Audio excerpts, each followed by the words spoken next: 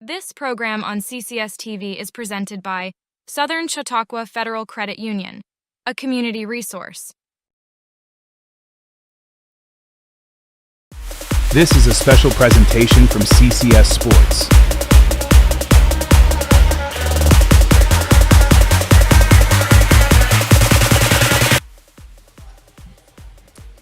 Hello everyone, good evening and welcome to Tarp Skunks Baseball on Children Collaborative Services TV. An exciting broadcast night tonight. I'm Jason Sample along with Aaron Enquist. Aaron, thank you so much for broadcasting with me tonight. We'll talk with Aaron here in just a moment, but this is an exciting night for Tarp Skunk fans as well as for fans of CCS-TV because it is the first live broadcast we've ever done of a sporting event. And I'm happy to be on board to help out here along with my co-host who's going to be doing play-by-play tonight, Aaron Enquist. Aaron, how you doing tonight? Great, Jason. Thank you. It's exciting to be here. I mean, I'm glad I'm able to do this. I'm glad you're able to do it as well. Yeah. So, you like baseball? Yeah. You say that you follow baseball quite a bit with your dad, right? Yeah, and my brother, yeah.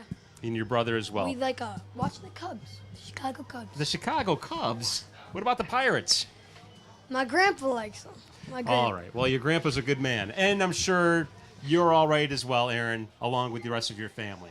But we're here to talk about the Tarp Skunks, not the Cubs, not the Pirates, not the Yankees, definitely not the Yankees. We're here to talk about Tarp Skunk Baseball. We're going to bring you Tarp Skunk Baseball, all 9 innings. Tarp Skunks are playing tonight their final home game of the 2024 season right here at Russell E. Dietrich Park. And we have a pretty cool game in store because it is the #1 team in the West Division, the Batavia Muckdogs, who have a really good record this year. They're 31-8, and they're going to be taking on the Tarp Skunks, who are 19-22. But don't let that record fool you. The Tarp Skunks are doing well this season, well enough to be in the postseason. They clinched a spot in the playoffs last night, so it's all great from here on, at least until the playoffs begin. Yeah.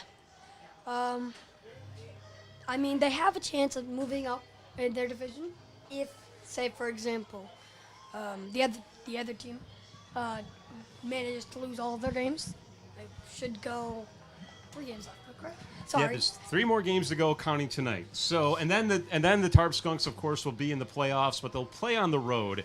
And the way that their record looks, again, coming in at 19-22, chances are they're going to be on the road throughout the playoffs as far as they can go. If they happen to get in the Perfect Game Collegiate Baseball League championship game, then they can return to Dietrich Park. But that is a long road for them to haul on the road to try to get that far. But hey, anything can happen. We've got our fingers crossed, and that's why you play the game, right? Yeah. I mean, I just watch, Just see watch what happens. and see. See what happens. Yes, indeed. So, Aaron, not only are you and I broadcasting the game for Children Collaborative Services, but we also have a couple of folks down in the field. We have both, Gia Bell and Hannah Powell, who will be doing check-ins throughout the course of the ball game, not only on the field for the pregame, but they'll also be checking in with the fans in the stands, maybe talking to some dignitaries, some important people, and of course just trying to keep the flow going and helping bail us out a little bit because we can't do all 9 innings on our own. We got to have some help from all kinds of other people, right? Yeah. Do you think we should send it down to them? Let's send it down then. We've got Gia and Hannah standing by. It's down to you two. It's Hannah and Gia here in the field. The players are starting to warm up. It looks like it's going to be a pretty great game today. The stands are filling up with fans. The weather's nice. It's a little bit windy and sunny, but it looks like it's going to be a good game altogether. Yeah, the fans, they're always so great around here in the atmosphere. Lots of hot dogs, popcorn, everything. It's Christmas in July today. Even better feels. We love the Christmas feeling. You can hear the Christmas music playing in the background. It's amazing. It's a great feeling. Looks like we're gonna have some special guests here tonight. We've seen this Tarp Skunk around here somewhere. It looks like it's gonna be a pretty good game today. It's gonna be a great Christmas in July game. The music's playing, like Gia said, it's very nostalgic, but the weather is great, so it's not snowing or anything, which we appreciate. With fireworks at And they have fireworks tonight too, which are going to be really great, and we're going to send it back.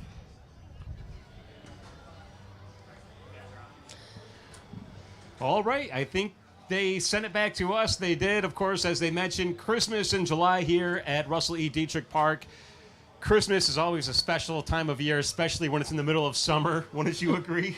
Yes.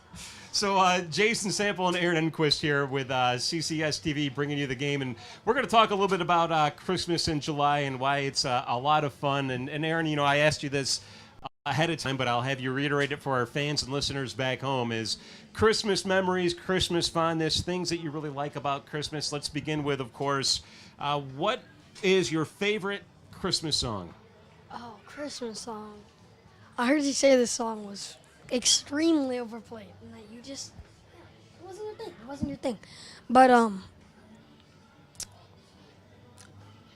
I don't know. Favorite Actually, Christmas is not the Mariah Carey song, All I Want for Christmas Is it You. is that Mariah Carey song. Oh, come on. All right, Aaron, that's a good song. That actually is a lot of fun. My favorite song is, of course, White Christmas, the version that Bing Crosby sang, of course, a classic. A little bit of a classic song, but it's still a lot of fun, so I like that. Let's talk about another Christmas favorite here. What is your favorite Christmas tradition?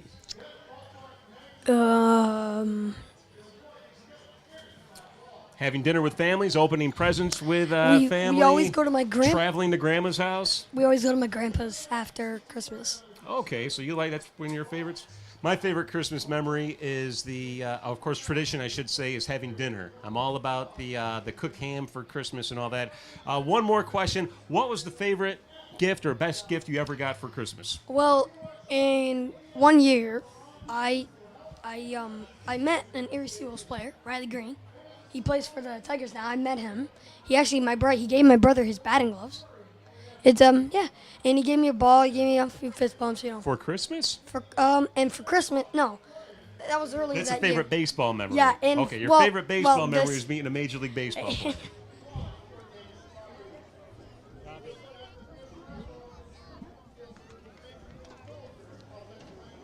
Baker Mayfield on it when he played for the Browns. Right on. That's awesome. Baker Mayfield. Yeah, he plays for Tampa now, if I'm not mistaken. Yes. There's Whiffy. Of course, we've got cameras down in the field capturing all the excitement. Whiffy's dressed up for the holidays. I think the Grinch is going to be there as well. And I think we're ready to send it back down to our sideline reporters down there. We've got Gia Bell and Hannah Powell standing by.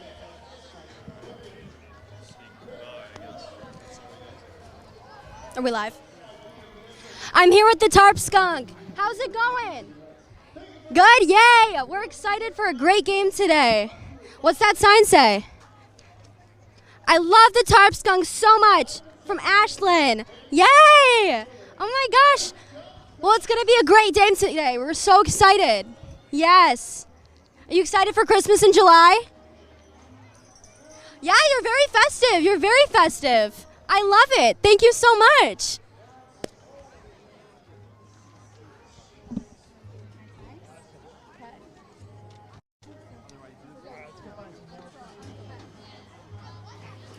All right, so there was the check-in with Whiffy. Of course, Whiffy having a great season so far. And again, this is the final home game of the regular season for the Jamestown Tarp Skunks. If they happen to make it into the postseason and all the way into the championship game, we may have one more game here at Dietrich Park. But unless, of course, they can make it that far, this is the final home game of the season. So a great way to celebrate: fireworks. Of course. Always a lot of fun. They're going to be having fireworks tonight following the conclusion of the ball game, and from what I understand, CCS-TV will also be capturing the fireworks magic at the conclusion as well. So even if you can't make it down to the ballpark, and you should because it's a beautiful night for baseball, we'll talk about the weather here in a moment, but even if the fans can't make it down to the ballpark, you can still watch the fireworks at the convenience and comfort of your own home, courtesy of CCS-TV. Or I guess even in your car if you're don't watch TV while you're driving. But if you're a passenger, you're welcome to do that as well. We'll be streaming it, of course, on a YouTube channel, right? If you're going to watch Pull Over. Yeah, if you're going to watch Pull Over, very good advice here. Is that the Gus Macker ball? That is the Gus Macker mascot. So our folks who are watching, of course, the the feed. We'll see Gus Macker there. That's the next big major event after this one is CCS Children's Collaborative Services will be sponsoring the 2024 Gus Macker Tournament here in Jamestown. And I think it's the second or third weekend in August. I don't have the specific date. I am Third doing weekend. It is. I am doing it. You play basketball. I play basketball. Are you a power forward or a guard? I don't know. We move all around, you know. Are you LeBron James? Is that who your favorite basketball player is? Caitlin Clark. Oh, Caitlin Clark, of course. Of course. She's phenomenal. And it would make sense, obviously, as well. She's my favorite, too. Next to, of course, Michael Jordan. Oh, yes. I tell you what we're going to do right now, though, Aaron, is we're going to take a break. We're going to do a commercial break, and then on the other side, we're going to give you the starting lineup, set up the pace of the game and all that good stuff. But again, it is CCS-TV's coverage of the Jamestown Tarp Skunks tonight for the final game of the season, Christmas in July. More to come right here on CCS-TV.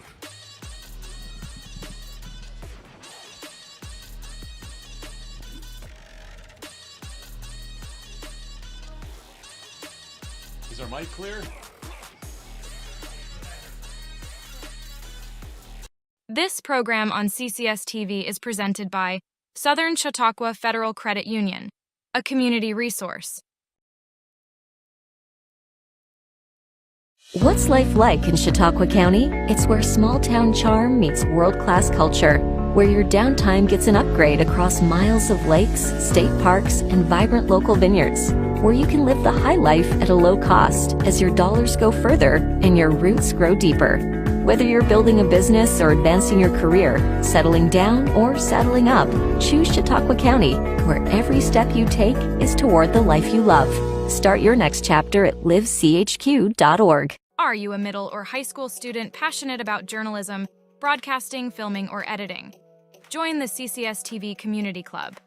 At CCS-TV, you'll get hands-on experience in our state-of-the-art studio, unleash your creativity, and dive into the world of broadcasting. Meet new friends, learn from industry pros, and gain valuable skills that set you apart. Ready to start? Learn more at ccs-tv.com/join. CCS-TV, empowering voices, inspiring futures.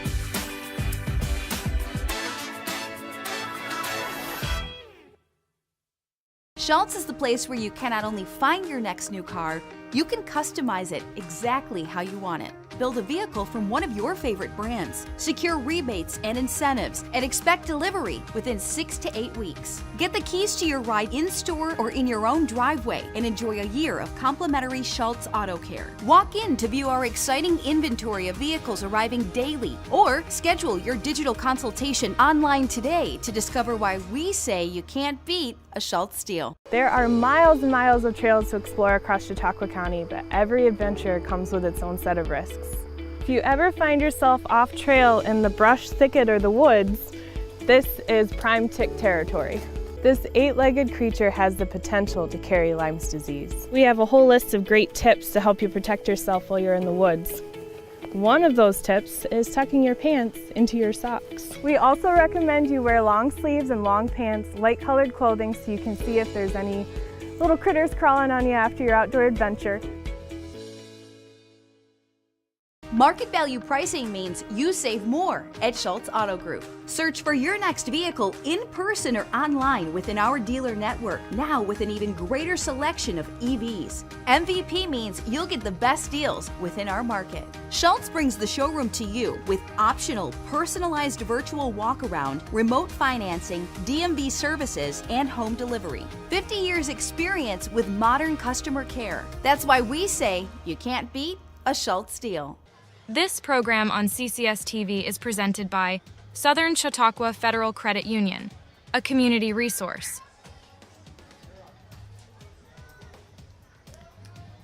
And once again, welcome back to Russell E. Dietrich Park, location for tonight's ball game featuring the Jamestown Tarp Skunks and the Batavia Muckdogs. It is the final game, home game that is, of the 2024 season for the Jamestown Tarp Skunks, and we are happy to bring it to you here on CCS-TV.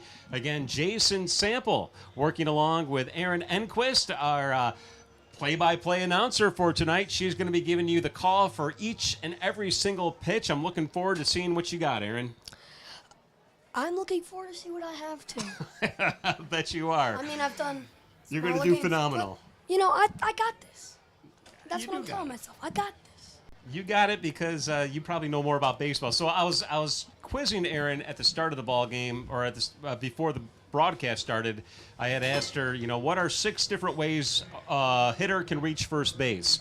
And she knew them instantly. And I can only tell you maybe 3 or 4 different ways a hitter can reach first base. She got all the way up to 6, so she already knows more about baseball than I do, so it's only fitting and appropriate.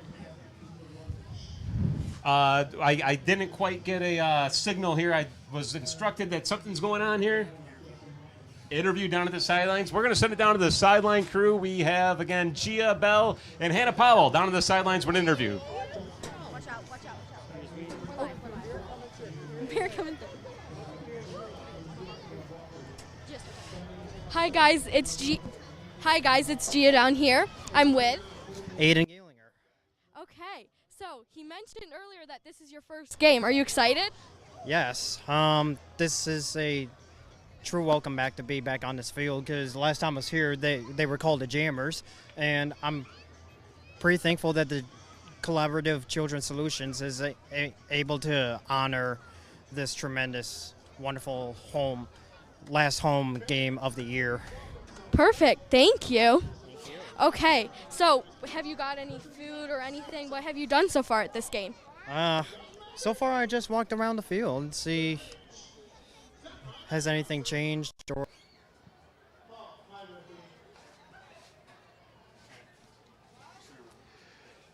And now we have the first pitch here at the center of the infield. It'll be the costumed characters who are our special guests tonight throwing out the first pitch.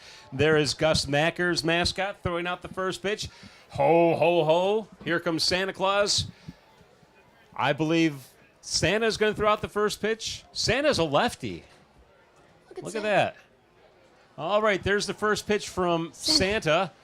And next we have Frosty the Snowman throwing out I guess every single one of these characters, Aaron, is going to be throwing out the first pitch. Here comes Frosty's pitch. All right, that was almost over the plate. Here comes the Grinch. Let's see what the Grinch has got. Let's see what the Grinch has got. Nice toss. I guess the... Anna and Elsa didn't feel like it. Yeah, I guess they didn't feel like it, and neither did Whiffy either. So that is the first pitch. So once again, it is CCS-TV here. I think they're going to have the national anthem in a moment, but first they're going to announce some starting lineups here. We had some communication issues, I guess is a good way to describe it, trying to get our starting lineup for the Batavia Muckdogs. But we do have the starting lineup for the Jamestown Tarp Skunks, and maybe that's just as important, and if not the most important part tonight. So we can at least run down the starting lineups here for the Jamestown Tarp Skunks.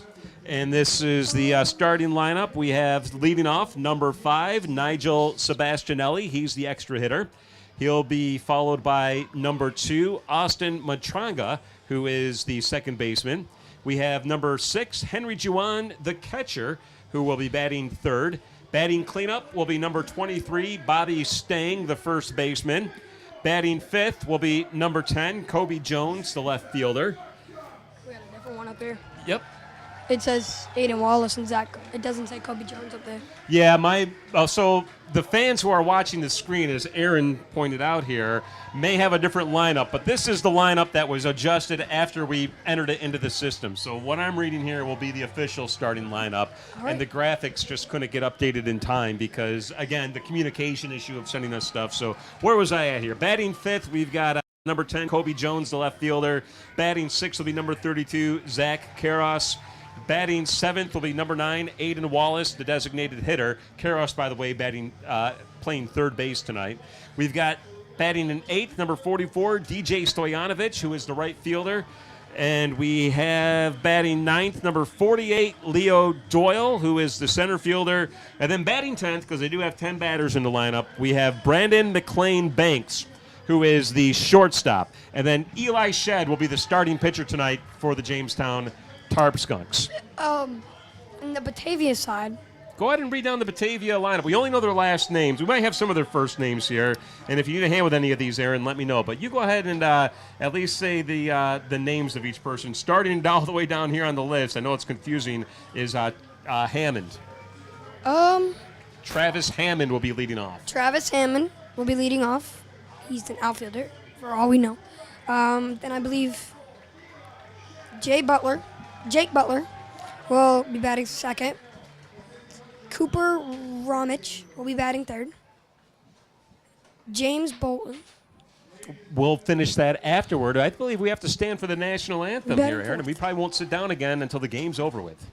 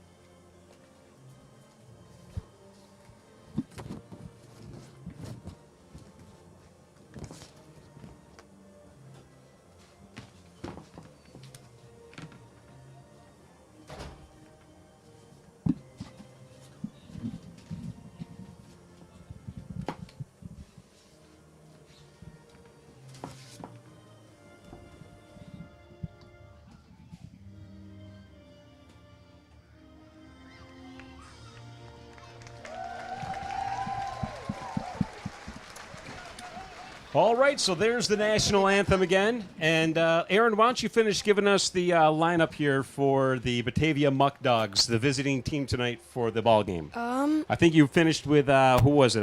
Cooper Ramich, right, was batting third. Who's batting fourth? James Bolton will be batting fourth. Justin Austin will be batting fifth. Sean Mendes will be batting sixth. Justin Espanol will be batting seventh. TJ Morris will be batting eighth. Caleb Walker will be batting ninth. And That would be Yankel Gonzalez sorry. is batting 10th.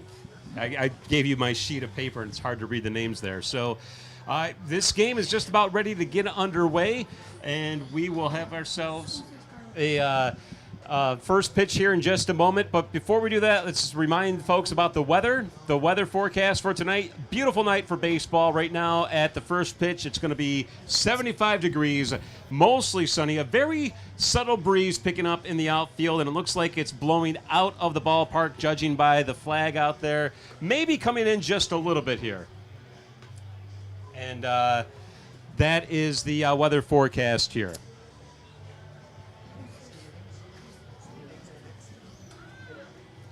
Let's take a look at the Perfect Game Collegiate Baseball League standings for the Western Division. As you can see, tonight's home team has been dominant. The Batavia Muckdogs, or the visiting team, I should say. The Batavia Muckdogs have been really strong this season, 31-8, followed by the Auburn Doubledays, who are 23-16. The Elmira Pioneers are 21-18. Jamestown Tarp Skunks are 19-22. And then you see the rest of the teams in the division. Niagara Falls, followed by the Geneva Red Wings, and then followed by the Newark Pilots, rounding things out. Kind of a tight bottom of the standings, but far and away, Aaron, the Batavia Muckdogs, tonight's visiting team, are the strongest team out there. What's life like in Chautauqua County? It's where small town charm meets world-class culture, where your downtime gets an upgrade across miles of lakes, state parks, and vibrant local vineyards, where you can live the high life at a low cost as your dollars go further and your roots grow deeper. Whether you're building a business or advancing your career, settling down or settling up, choose Chautauqua County, where every step you take is toward the First life pitch you is a love. strike, and Start that your will next be chapter at to livechq.org. Are you a middle or high school student passionate about journalism, broadcasting, filming, or editing? Join the CCS-TV Community Club. Is a swing and At a miss for strike CCS-TV, 2. you'll get hands-on experience in Good our off-speed state-of-the-art. pitch there. Yes. And here comes the 2-0 pitch. Here comes the pitch. Hit.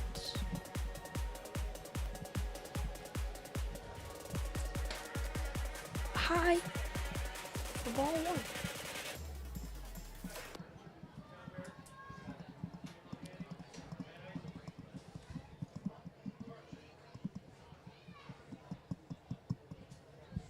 The pitch is That's a high pop fly and almost caught by Jamestown's left fielder, but he couldn't quite get over there in time. That would be Colby Jones who was chasing that one down, but just unable to get there. couldn't quite get there on that one. Close, but just not quite. Not quite. So the count is now 1-2, 1 ball and 2 strikes. Here comes the. No, sorry. Here comes the pitch. Slow and away for ball 2.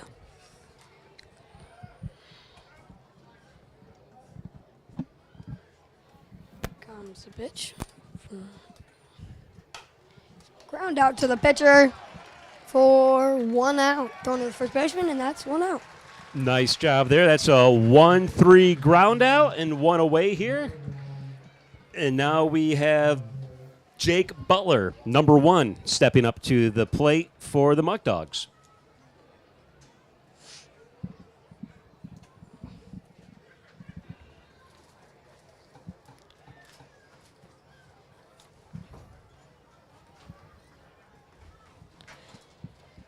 Let's see what Eli Shed can bring here against Butler. Here's the first pitch. That was a swing and a miss. Yeah, swing and a miss there for Butler.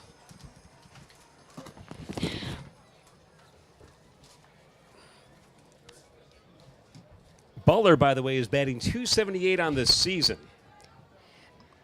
That's a decent batting average. Yeah. I mean, base hit down the middle for Butler. Yeah, he'll round first base and take a look, but obviously the ball gets in here. So the first hit of the game given up to Butler, a base hit. He'll be on first base. And now we have Cooper Ramich stepping up to the plate, number 47.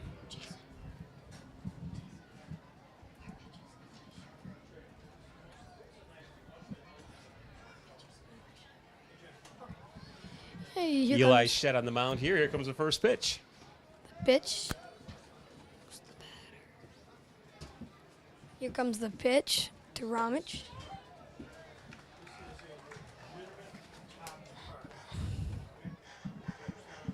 Ramich batting .292. Average. This has their positions. Oh, a wild pitch over to Wild first base pitch. will send Butler all the way up to second base here.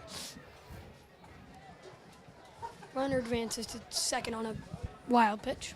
Wild throw? I don't know. But Ramich is 35 hits. One of the better ones. Thank you. Here comes the pitch. Eli Shed looking here. Runner at second. Ball high and outside for ball 2, I believe.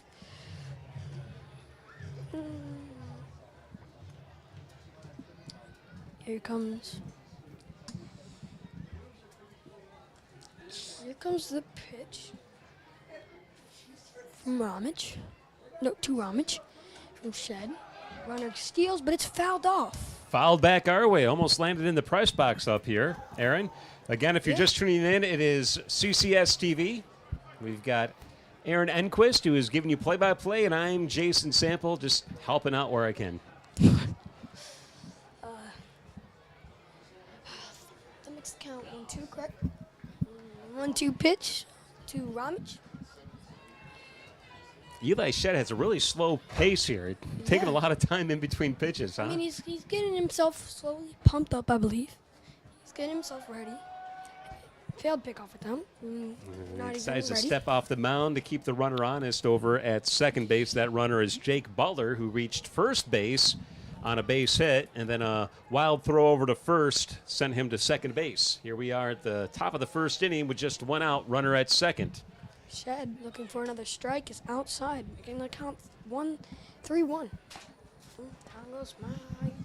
Cooper Ramich, by the way, is going to be followed by Bolton.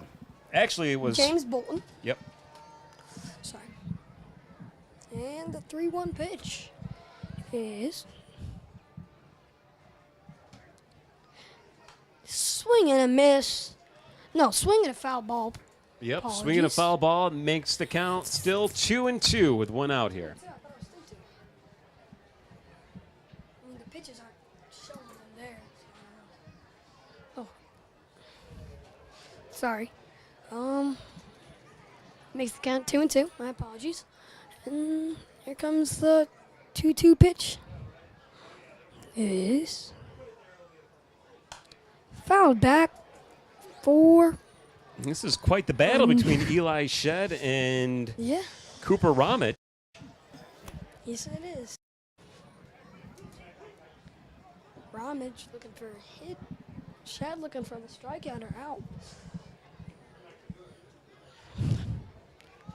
And here comes the pitch. Runner fakes out. Strikes the Just pitcher. outside. That makes the count full. It is a full count. 3-2's now the count. I know that for this time. And the 3-2 pitch. Full count pitch is a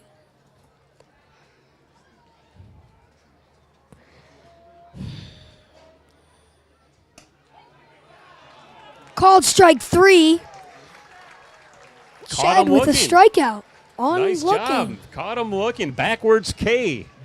And that is the second out here of the top of the first inning. And now James, don't call me Michael Bolton, stepping up to the plate. Aaron, have you ever heard of Michael Bolton? Yeah, I have. I'm sorry. Okay, so take it away, Aaron.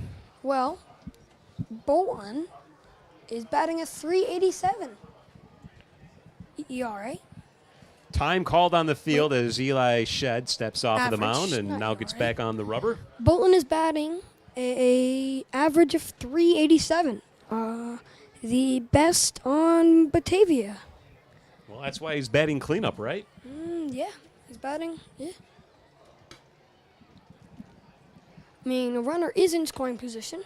That was just outside for a ball, by the way. It makes the count 1-0. 2 outs here, top of the first inning. One runner on board at the second. That would be Jake Butler for the Batavia Muckdogs. The 1-0 pitch is swing.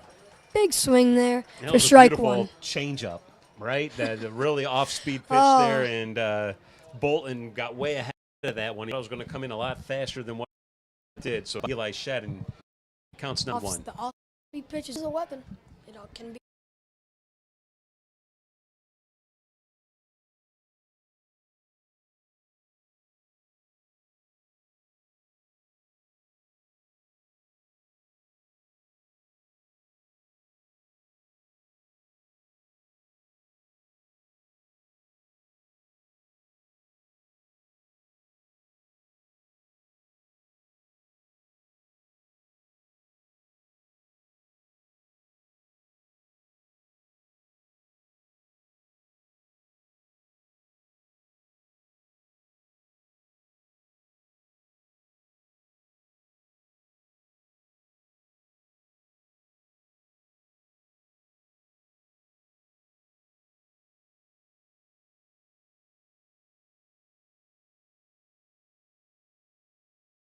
What's life like in Chautauqua County? It's where small-town charm meets world-class culture, where your downtime gets an upgrade across miles of lakes, state parks, and vibrant local vineyards, where you can live the high life at a low cost as your dollars go further and your roots grow deeper. Whether you're building a business or advancing your career, settling down or saddling up, choose Chautauqua County, where every step you take is toward the life you love. Start your next chapter at livechq.org. Are you a middle or high school student passionate about journalism, broadcasting, filming, or editing? Join the CCS-TV Community Club. At CCS-TV, you'll get hands-on experience in our state-of-the-art studio, unleash your creativity, and dive into the world of broadcasting. Meet new friends, learn from industry pros, and gain valuable skills that set you apart. Ready to start? Learn more at ccs-tv.com/join. CCS-TV, empowering voices, inspiring futures. All right.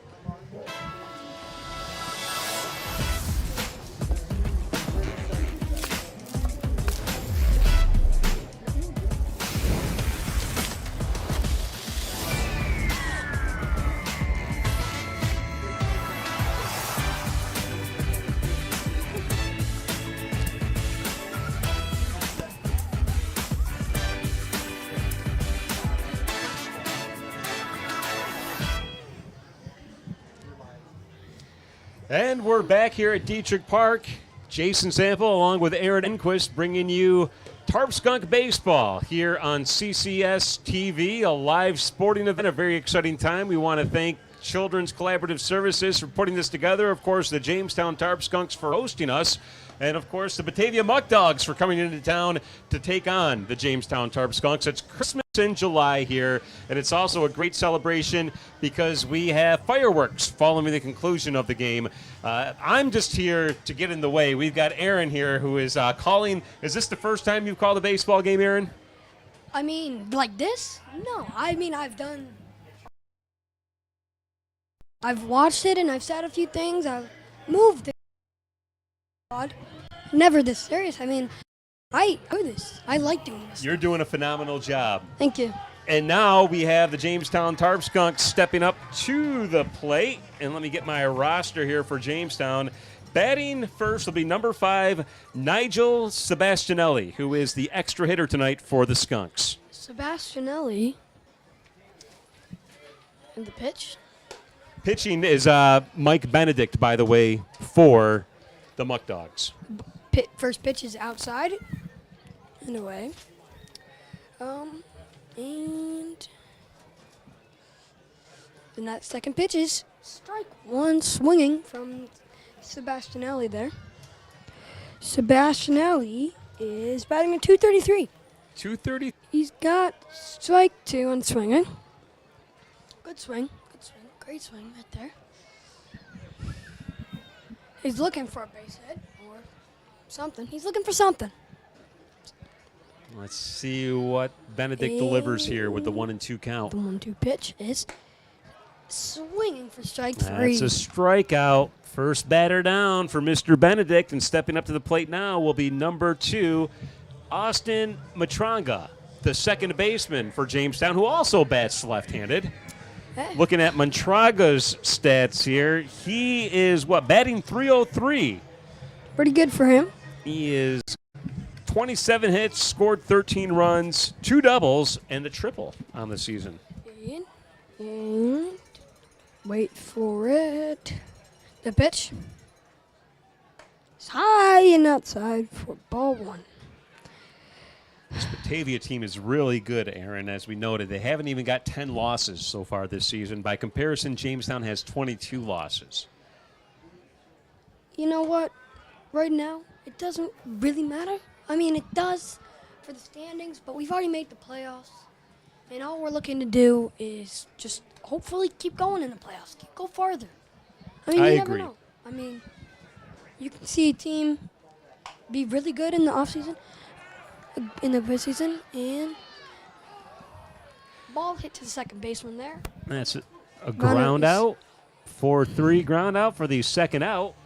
Now the catcher, number 6, Henry Juan stepping up to the plate. What's the numbers on Henry Juan this season? Henry Juwan is batting at .315 with Looks like 28 hits, 5 doubles, and a triple. 11 RBIs on the season for Henry Juwan. That first pitch was a ball, by the way, so 1-0. Yeah, Henry Juwan, he's a good ball player. He was on the team last year. Yeah, I mean, if you can last 2 seasons, you can last. Well, I'm not saying like it's hard to do that. He's a good ball player. He's a good player. He's the first Really good righty catcher.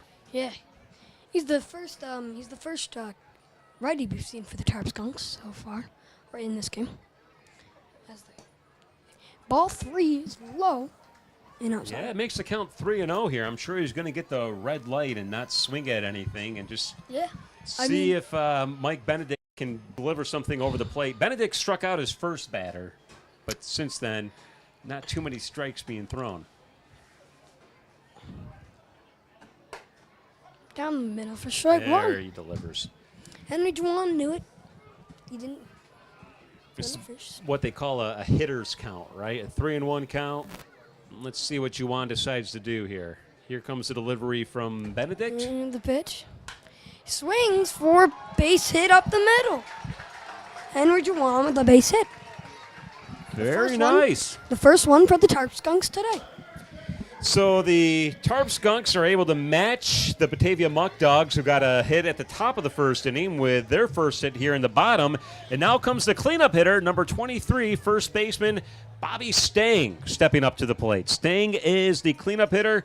He's going to try to put some muscle behind this one. He's batting .309, leads the team with 22 runs scored and 42 hits, and he does have a home run on the season. Yeah, I mean, Let's see what Mike Benedict delivers here. if you can do that, you could do it again. It was an outside pitch for ball 1. Bobby Stang batting a .309 with 0. What the? That pitch was Batting on the outside of the plate for ball number 2, by the way. Go ahead, Aaron. Sorry, Bobby Stang is leading the players in runs and hits for the Tarp Skunks. He's leading the team in runs and hits, and that is a high ball popped up to the second baseman.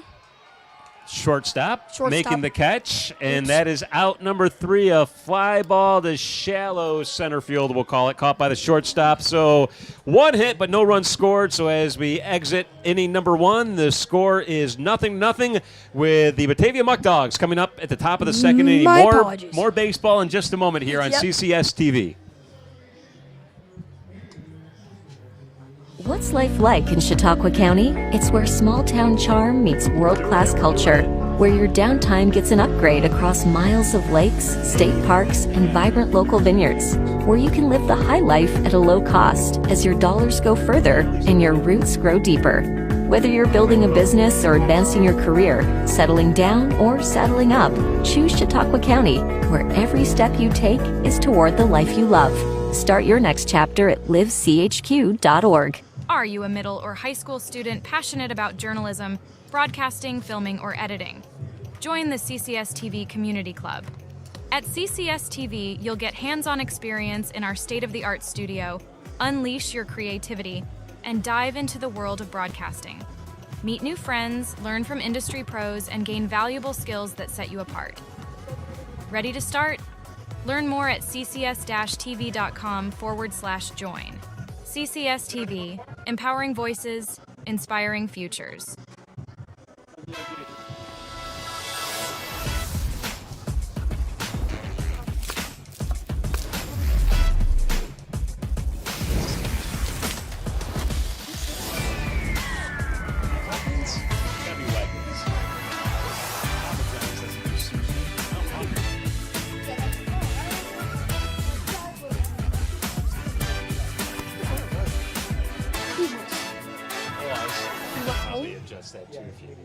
Schultz is the place where you can not only find your next new car, you can customize it exactly how you want it. Build a vehicle.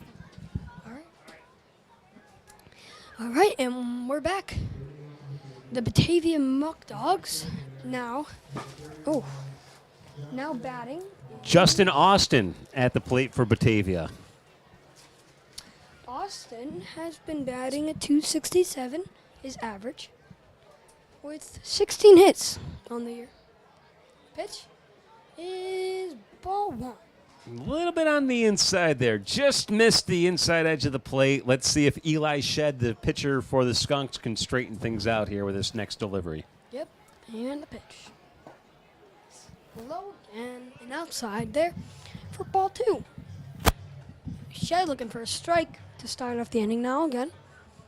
To start looking for a strike. His first strike of the inning here. And strike one on the pitch. That adds the count 2-1. Austin has had 68 bats throughout this season. Oh. Called, I don't know. Called that a ball, so 3-1 the count here. I don't know where that ball was, but it was called a ball. So, next count 3-1. Austin played in 22 games this season. 68 bats, 8 runs, and 16 hits. And ball four. So that's Shed. the first walk of the ball game given up by Shed. He gave up a hit last inning as well. So with that, Austin reaches first base on a walk, and we have Justin Espinal now at the plate, number 7 for Batavia Muckdogs. Espinal, by the way, is batting .243, Aaron. He's got 18 hits, scored 13 runs, 3 doubles, 8 RBI on the season. Espinal has played in 23 games with 68 at-bats. That is fouled back, by the way, so 0-1 the count here. Strike With one. no outs, runner at first base, top of the second inning, no score.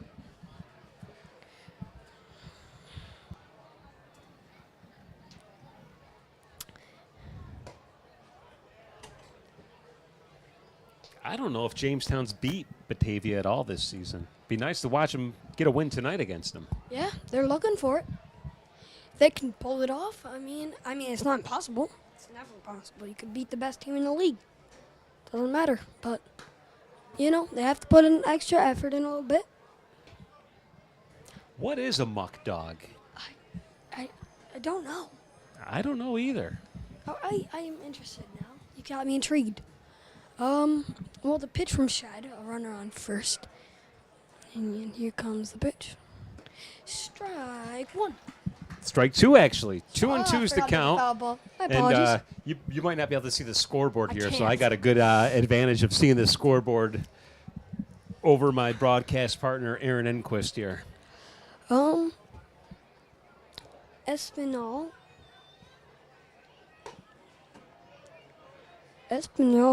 is... That was outside for a ball. So 3 and 2 the count here. We got a full count Espinal. against Espinal. If he reaches base, regardless, TJ Morris is on deck, Yes. and he'll be coming up to the plate next. But here's the 3 and 2. Fair foul ball hit. Yeah, hit hard down the third baseline, but just a Yeah. little foul. So we'll do it over again with a 3 and 2 count. Yep.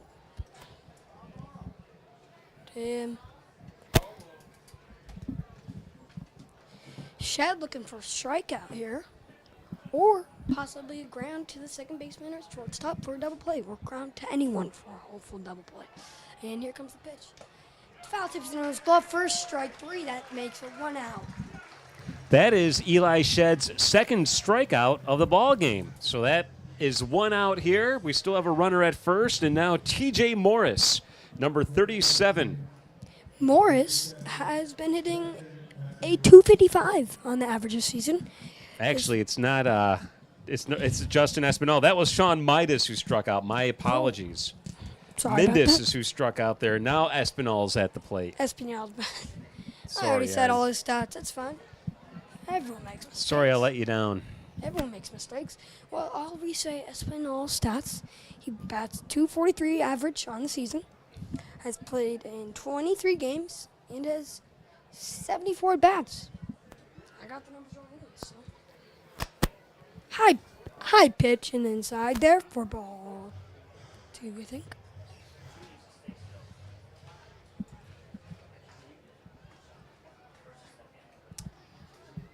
Let's talk about the colleges next thing. We can talk about Tarp Skunks. Colleges they're committing to. Because it does say the university. That pitch is low for ball number 2. 2-1 the count here. Yep.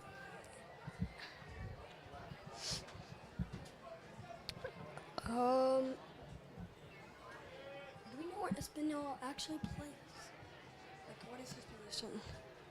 And 2-2. Scotland is. 2-2 the count, right? Yes. But is that what the scoreboard says? Shed is looking for a strikeout. Second on the inning. Or just a simple out. Fly out, pop out.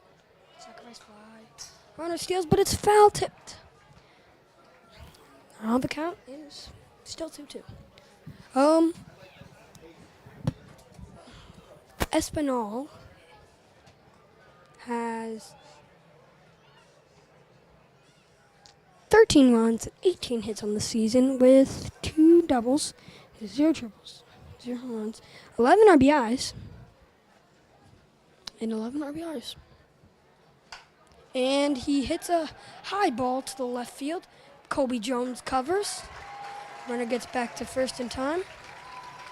And Nice job of tracking that one down. I thought it might have been over his head for a moment there, but Colby Jones has some wheels, and he was able to track it down and pull it in for the second out here.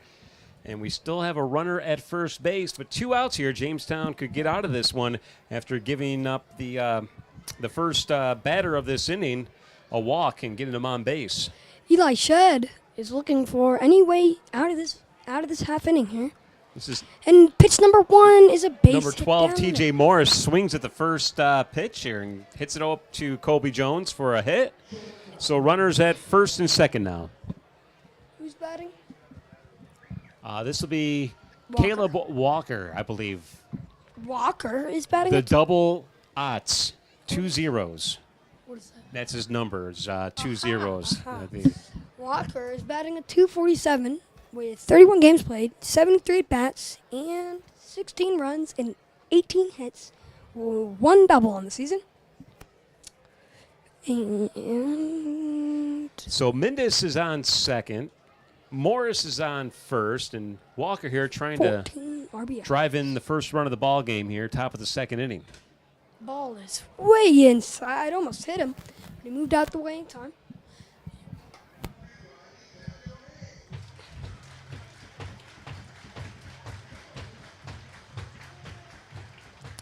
Well, the pitch from Shed is. Sorry, I was a little early. Pitch from Shed is called strike 1. Walker isn't so happy about that one. Says a word or two, but nothing too bad. And that makes the count even at 1-1.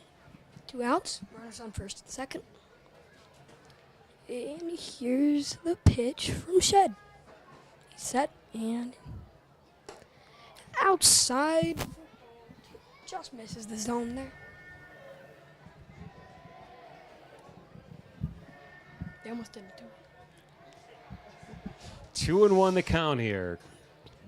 Runners at first and second, 2 outs. Eli Shed trying to get out of this one here without giving up a run. Here's the pitch. That'll be outside for a ball. 3-1 the count. Shed is really looking to get out of this quickly, but bases could be loaded, bases could be not loaded. Walker, meanwhile, batting left-handed here, looking to see where the right fielder's playing down there, and he's got a little bit of room along the foul line. And ball 3, but it does matter because runner does not still home, but That was a walks on wild, the yeah, plate. wild pitch doesn't really matter because it would have been ball 4 anyway. Unless the runner still home, but it did not. So now we got the bases loaded, Aaron. And now Bring the this Tarp up. Skunks have got to prevent a run from getting across. We A are little bit of a hammy. number 24. Yankee Al Gonzalez. You got it. Yankiel Gonzalez trying to drive in a run here. Gonzalez has 1 triple, 2 doubles in his batting at 167. 167 batting average isn't all that great, so maybe the Skunks can still get out of it here. With the bases loaded, but they do have 2 outs against the Batavia Muckdogs. Yeah. And here's the pitch to Gonzalez. Big swing and a miss there for strike 1.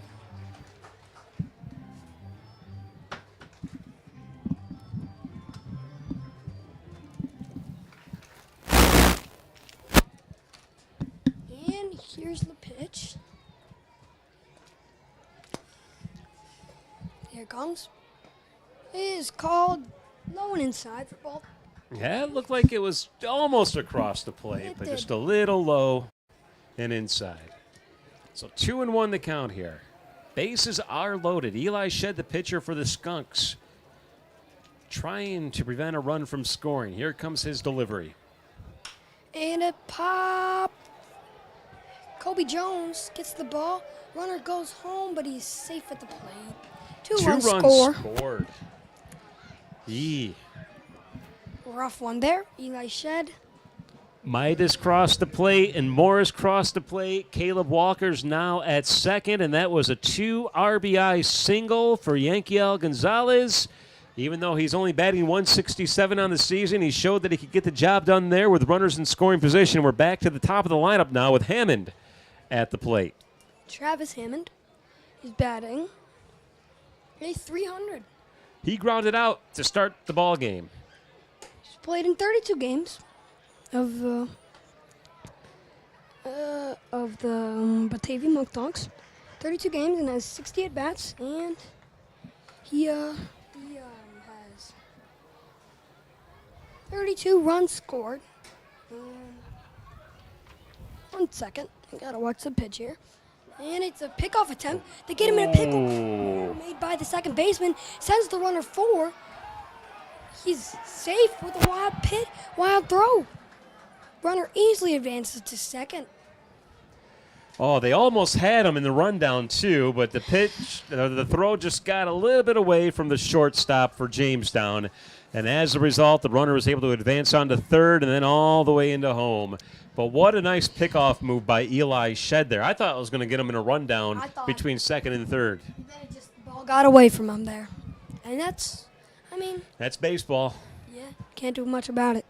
A run scores on the air from the shortstop or second. And that makes the score, what, 3-0 now? 3-0 now, yep. With runners in scoring position again. Hammond has 18 hits. No, I'm sorry. 2 doubles. Here's the pitch to Hammond. That'll be a strike. 1-1 the count here. Strike 1 to Hammond. 332 games played, 30 bats. 32 runs, 18 hits, 2 doubles, 1 home run from Hammond. No, 1 triple, no home run. I apologize. Sorry, Hammond. High pitch inside. Almost caught his jersey.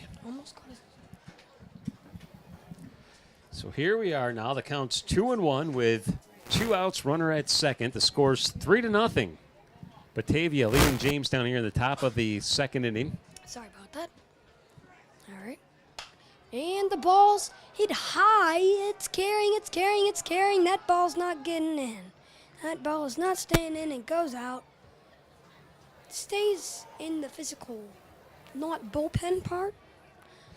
Really good turnout for tonight's ball game. I mean, the stands are pretty much full on the home team side. The grandstands are full and at least halfway filled up over on the visiting team sides. Again, this is the final game of the regular season for the Tarp Skunks, so if you didn't see any baseball yet this year. At home, yes. You're right, Aaron. Thank you for correcting me. I'm sorry. It's fun.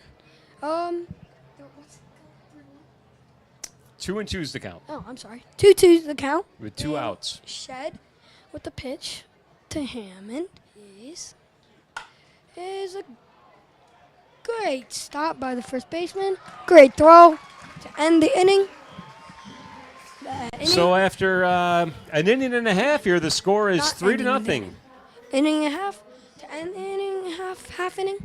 The half inning score is 3-0. We'll take a break and see you on the other side. More Tarp Skunks baseball to come in a moment on CCS-TV. What's life like in Chautauqua County? It's where small-town charm meets world-class culture, where your downtime gets an upgrade across miles of lakes, state parks, and vibrant local vineyards, where you can live the high life at a low cost as your dollars go further and your roots grow deeper. Whether you're building a business or advancing your career, settling down or settling up, choose Chautauqua County, where every step you take is toward the life you love. Start your next chapter at livechq.org. Are you a middle or high school student passionate about journalism, broadcasting, filming, or editing? Join the CCS-TV Community Club. At CCS-TV, you'll get hands-on experience in our state-of-the-art studio, unleash your creativity, and dive into the world of broadcasting. Meet new friends, learn from industry pros, and gain valuable skills that set you apart. Ready to start? Learn more at ccs-tv.com/join. CCS-TV, empowering voices, inspiring futures.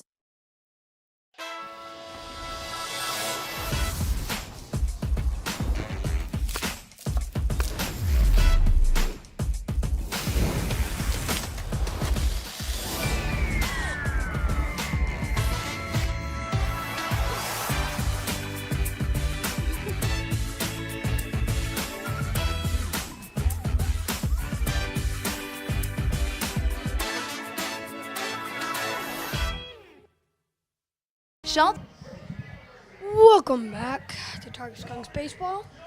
And we are here at the bottom of the second. The score is 3-0 Muckdogs.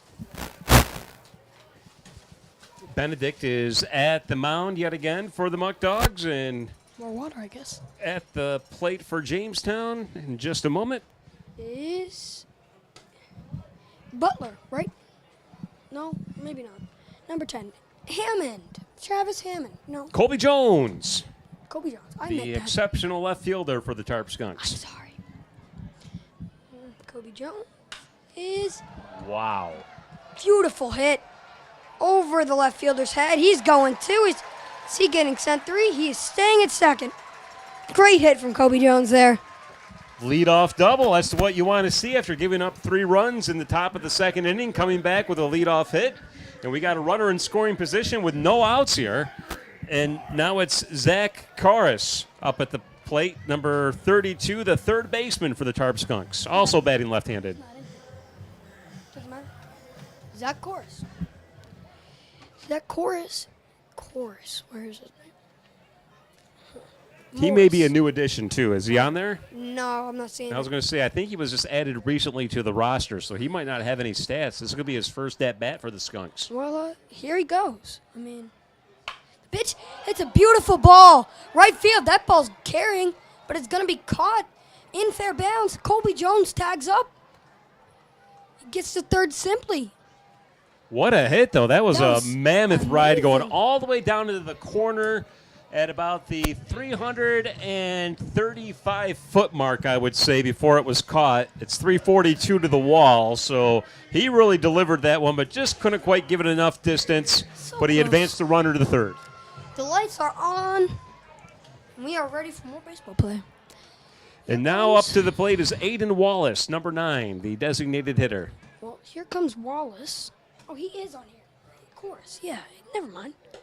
Chorus gets a Paul just caught the inside corner edge for strike 1. And here comes the pitch. Who's the pitcher? I don't know. It's fun. Here comes the pitch. And high and inside, called for ball 1.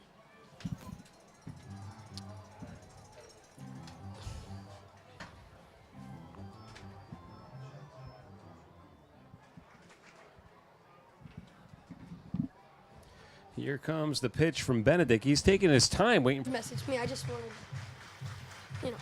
he wants to just make sure I'm all right. And I just, sorry about that. But I'm back now. So, the count is 2-1 to Wallace. He hits it back at us. That ball came close to us.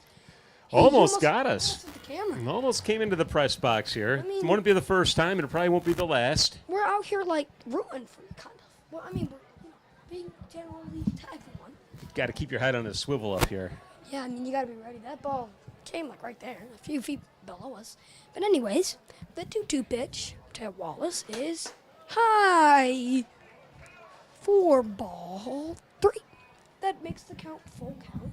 That's your water, by the way. I have 3 waters. One of them's open. But anyways, Wallace besides trying to drive in Colby Jones over on third base here. he's looking for any hit. He's looking for a hit in the outfield. Oh, and he gets pegged in the back. That one's got a sting. He's looking for a hit, and he got one. Not the kind of hit he wanted, but at least he made it to first base. He gets to first on the. Hit by a pitch. And now we got number 44, DJ Stoyanovich, the right fielder, coming up to the plate.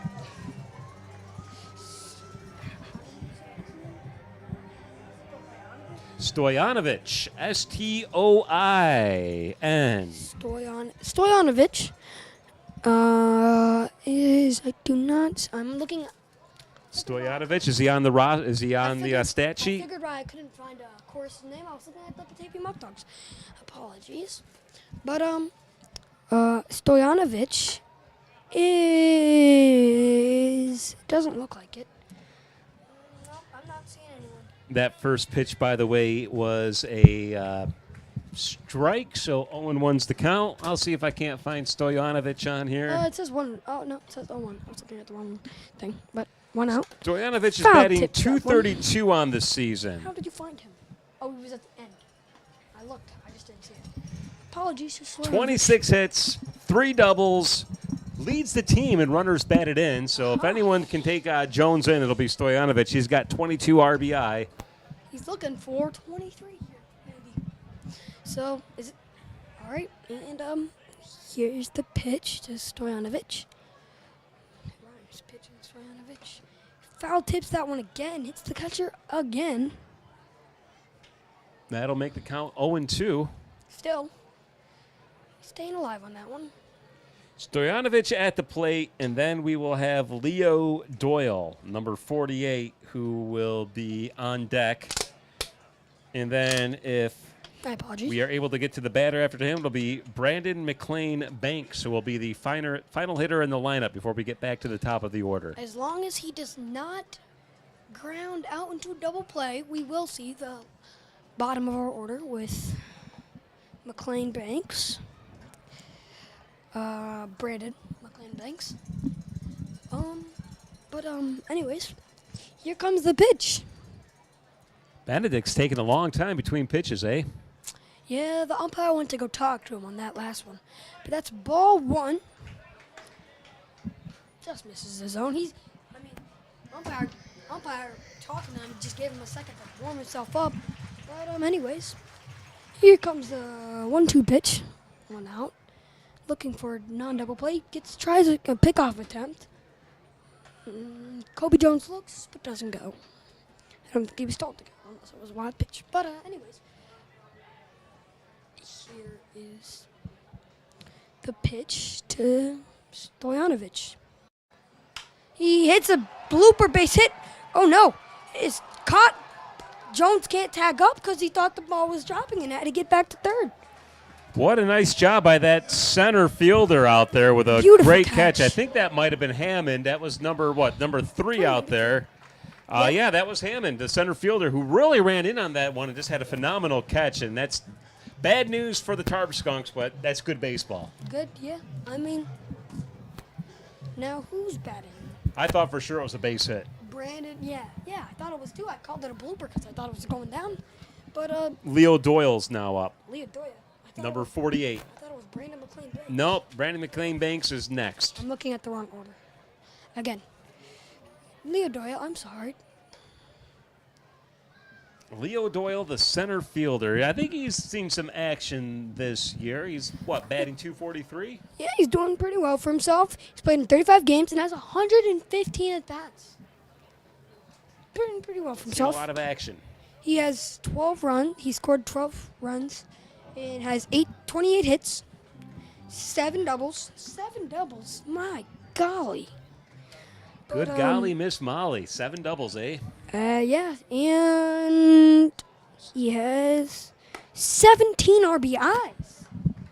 He's doing pretty well for himself this season. He's looking for maybe another RBI. He's just looking for a hit here. Doesn't really matter how. Well, it does, but, he wants to get on base. Go, go, go. A run scores on a wild pitch. Runner's going second. Run scores. Colby Jones gets to the base. Runner scores from second. And Colby Jones scoring from third, and we have Aiden Wallace now on second base. Aiden Wallace advances to second base. And that Leo Doyle, with a runner in scoring position now, is hoping for a hit here. Or any way to hit here.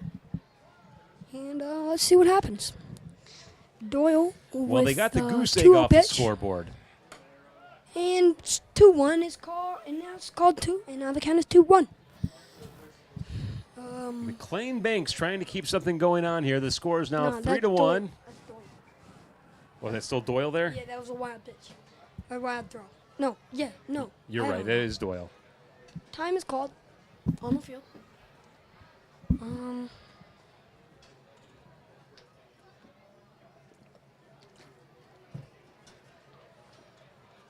The 2-1 pitch is low for ball 1.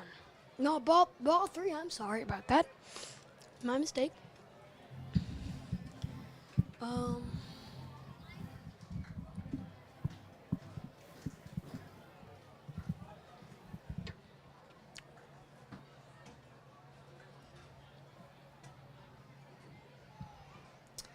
But here comes the pitch. And ball 4. A runner on first and second for McLean Banks. So Doyle will walk here. Now we've got Brandon McLean Banks, the shortstop, who is the final batter in the lineup, right, Aaron? Yes, he is. But he is also, he's looking. He's How's he hitting doing a this year? 183 average. He's played in 21 games, has 60 at-bats, 8 runs, 11 hits, 1 double, 1 triple, and 11 RBIs.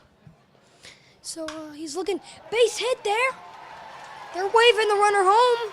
Oh, nope. And he tells him to stop it, too. Oh, but a bad throw.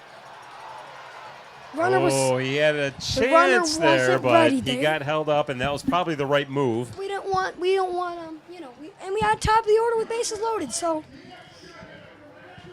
Top of the order, bases loaded. Nigel Sebastianelli, who struck out in the first inning, now has a chance to keep this 2-out rally going here. As time is called on the catcher. And, That was a really nice hit. yeah, just unfortunate a run couldn't score there. Yeah. Well, we got Brandon McLean Banks on first, Leo Doyle on second, and now Aiden Wallace is on third. Scores 3-1, and they're going to make a pitching change, or are they just going to talk things over here? Well, Mike just trying to strategize. I don't think you change a pitcher here. We're going to send it down to the sideline here. We're going to send it down to the folks in the stands. We have Gia Bell and Hannah Powell standing by. Take it away. And Lauren Nicholas with them. No, I'm here with Jake right now. Jake, what's your favorite part about a baseball game? Kind of like watching the game and just admiring it. Great, thank you so much. Keep going. What's your favorite food to have at a baseball game? Popcorn. Popcorn? I like popcorn too. And who do you like to come to baseball games with? My dad. He's like the only one who can really And we're back. There you go. We're ready for some action here back at the stadium. If they talk things over on the mound, I want to thank, I think that was Hannah Powell, who was down there doing the interview. And now we're ready to begin again with the new batter at the plate. Bases loaded with 2 outs. Nigel Sebastianelli. He holds himself back, but it is called a strike anyways. Sebastianelli was struck out by Benedict back in the first inning. He has a chance to get even here. If he can get a base hit, he might be able to drive in a run, if not two. Sebastianelli's hitting a .233 with 33 games played in 103 at-bats. And the pitch. 15 runs, 24 hits. That pitch was outside for ball number 1, by the way. 1 double, and 7 RBIs. And he's looking for 8 or 9. So the pitch to Sebastianelli, the 1-1 pitch is inside and low for ball 2. That makes the count 2-1. Sebastianelli's up in the count. And here comes the pitch from Benedict, right? It's Benedict. Just want to make sure I'm pronouncing it. Pitch is out. Oh, my apologies. The pitch is in called strike 2. Makes the count even. 2 outs, 2-2, and the scoreboard is 2-2-2 for the ball, strikes and outs. But anyways, that's unimportant at this point. Benedict is called time. What's the count here? 2-2, triple deuces. Two outs, 2 balls, and 2 strikes. Triple two. And I say 2 in French. I'm learning French and Duolingo. Anyways, the pitch is a swing and a miss for strike. Well, swing and foul tip, but it's caught. 1 run scores for the Tarp Skunks. And the final for this inning,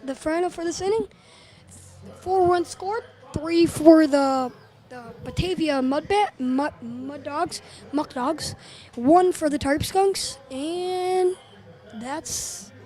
And we'll take a break and come back for the 3rd inning here in just a moment. You're listening to CCS-TV. We'll be back in a minute. This program on CCS-TV is presented by Southern Chautauqua Federal Credit Union, a community resource. We gotta take a break. Boy, that was almost. Get ready, Jamestown. The Gus Macker 3-on-3 basketball tournament is back this August, bringing non-stop excitement and fun for everyone. Experience the thrill of street basketball at SUNY Jamestown Community College, Saturday, August 10th and Sunday, August 11th, where teams of all ages and skill levels come together to compete and showcase their talents. This event, led by Collaborative Children's Solutions and co-hosted with the City of Jamestown, is more than just basketball. It's about community, sportsmanship, and making memories. Thanks to our generous sponsors, including the Southern Chautauqua Federal Credit Union, this year's tournament promises to be bigger and better than ever. Join us for an unforgettable weekend filled with action-packed games, fun activities, and community spirit. Don't miss out on the 2024 Gus Macker 3-on-3 basketball tournament in Jamestown, New York. If you can't make it in person, watch the action live on CCS-TV.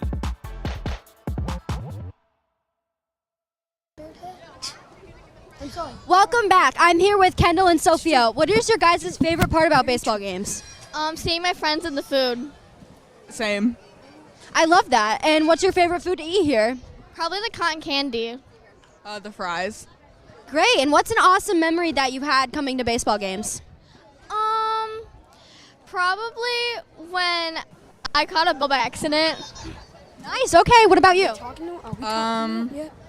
The fireworks. Amazing. I love that. Well, are you guys having fun tonight? Yes. Yes. And who are you guys here with? I'm actually here with her. I'm here with her. Amazing. I love that. All right. We're going to hand it over. Thank you guys so much.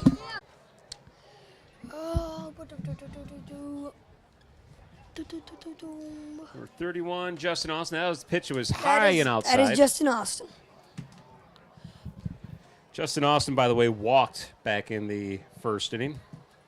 Oh, I know, okay. And that ball's gonna land foul, almost in the bullpen. He took that to the opposite field here. A left-handed hitter pulling it off to left field there. Doesn't happen too often. But that was a foul, so the count is now 1-1 with a runner, no runners on. Scores 4-1.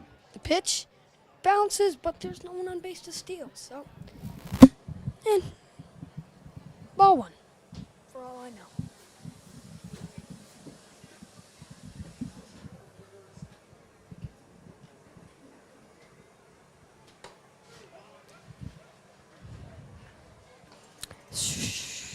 counts 2-2.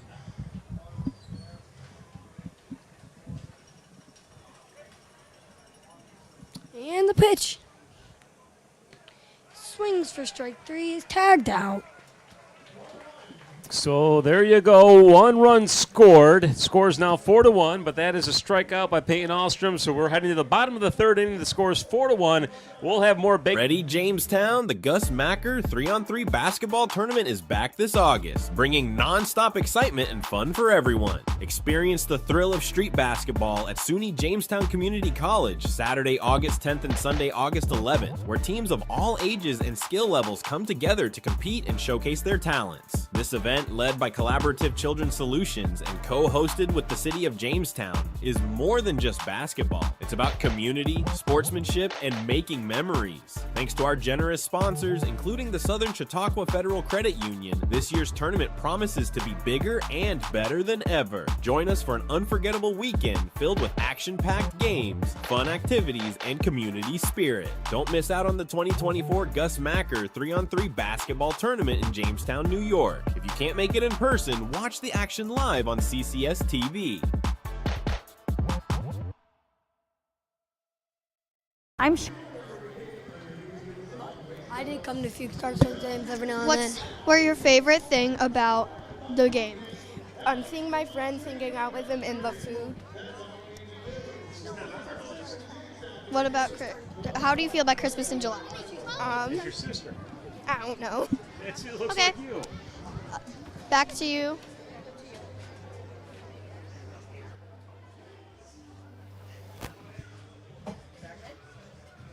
And we're back here. Bottom of the 3rd inning. Tarp Skunks taking on the Batavia Muckdogs. Jason Sample and Aaron Enquist bringing you play-by-play action. We got, I don't see him. Oh, Austin Matsranga, right? That's number 2. He's not on our list. I don't know anymore. But he gets a base hit through the second and first base gap. Brings up. That was Austin Matranga swinging at the first pitch. Base hit. He's on first. So the order's just different every time. I'm looking Henry at the wrong. Juwan now stepping up. Oh, I know it's wrong because I'm not looking at it. Henry Juwan looking for another hit here. Henry Juwan got a base hit back in the 1st inning. Yeah, you're right. I believe so. But here's the pitch to Henry Juwan. And it's another base hit for Henry Juwan. Could be safe. Yeah, that was a bad decision by Montagra to try to take 3rd base, and he was gunned down by the center fielder for the Muckdogs at 3rd, making the first out there. Got a little greedy. Sometimes it pays to be aggressive, but when you're down by 3 runs and no outs, you better have a sound, safe base running. So I probably would have held up at 2nd there if it was me. This brings up Bobby Stang, correct? Yep, Bobby Sting. He flew out in the 1st inning. Bobby Stang ended the inning in the 1st inning. I remember vaguely. But here's the pitch from Benedict to Stang. And he's taking a wide log up. But here we go. And the pitch is butt ball was hammered, but just not enough. Runner did not tag up. Afraid of the possibilities. I would be too. So Bobby Sting with another fly out, this time to left field. But that brings up Kobe Jones, who had a double. Who had a double last time. Double to lead off the 2nd inning here. He's looking for another one, hopefully, to maybe, score a run or 2 for us. Well, not 2, but if he gets on base, possibly 2. Score a run for us. Kobe Jones. Jones is batting .322, the best average on the team. Kobe Jones, .322. He has played 1 game. What? No, wrong person. 31 games, 118 at-bats, 19 runs, and 38 hits for Kobe Jones. 8 doubles, most on the team, and 11 RBIs for Kobe Jones. He tries picking him off, but no one's covering. He has to kind of direct his throw better to the shortstop, but doesn't really matter. Still only 1 out in the inning. 2 outs. No, it says 1. Oh, you're right. It is 2. The scoreboard's wrong. My apologies. Scoreboard says 1, but it's 2 outs. Sometimes they don't exactly update the scoreboard. There it goes. All right, now it's 2 outs. But Colby Jones looking for another hit, like last time. And here's the pitch to Jones. I think 1-0, and he swings for a base hit. Jones gets on base for a second time. And Juwan will hold up at third base. Jones now on first base. He's 2 for 2 on the night, a double and a single now. And now Zach Corras is hitting a 500. He is hitting had that really deep drive off into left field, if you remember, or right field. It was about 10 feet away from the wall. This is his second or third game, probably. He says he's played 1 game and has 4 bats, and the rest is 0 because he's played 1 game, maybe a few strikeouts. But I don't really care at this point. He's doing 500, so he's hit, and that's a bomb. That ball gets down. A run scores. 4. Runner goes 3. And a run scores. Nice job by Karras there. Juwan comes across the plate, and Colby Jones is now at third. Karras on first. We got a little 2-out lightning happening here. Aiden Wallace now stepping up. Karras gets his, according to the sheet I have, second RBI. He really drove that ball nice, right in the gap between left and center field. What I've seen from him, he's been hitting pretty well. So, I mean, it's good. It's great to see. It's great to see. Corras is an infielder. He's from, his hometown is Toronto, Ontario. Toronto. Yeah. It's a nice city. Yeah. Good place to watch a ball game. And his school is Mercyhurst University. I thought, why not share some information? Steals second, throws, runners going home, and he's safe. He scores. He scores on the play. That makes the score 4-3. Colby Jones stealing third on the double steal there. Nice move by the Tarp Skunks, and that pulls them within 1 run now, if I'm not mistaken. 4-3 the score here. With Colby Jones using his wheels here and some great base running, a double steal. Karras is now at second.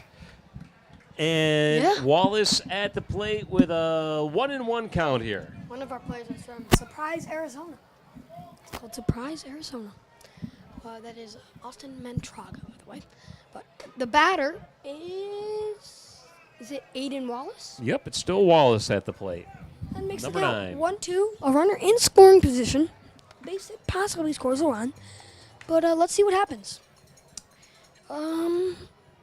Wallace, pitcher, and here we go. His pitcher set. The 1-2 pitch, 2 outs, is high for ball 2. That evens the count at 2-2.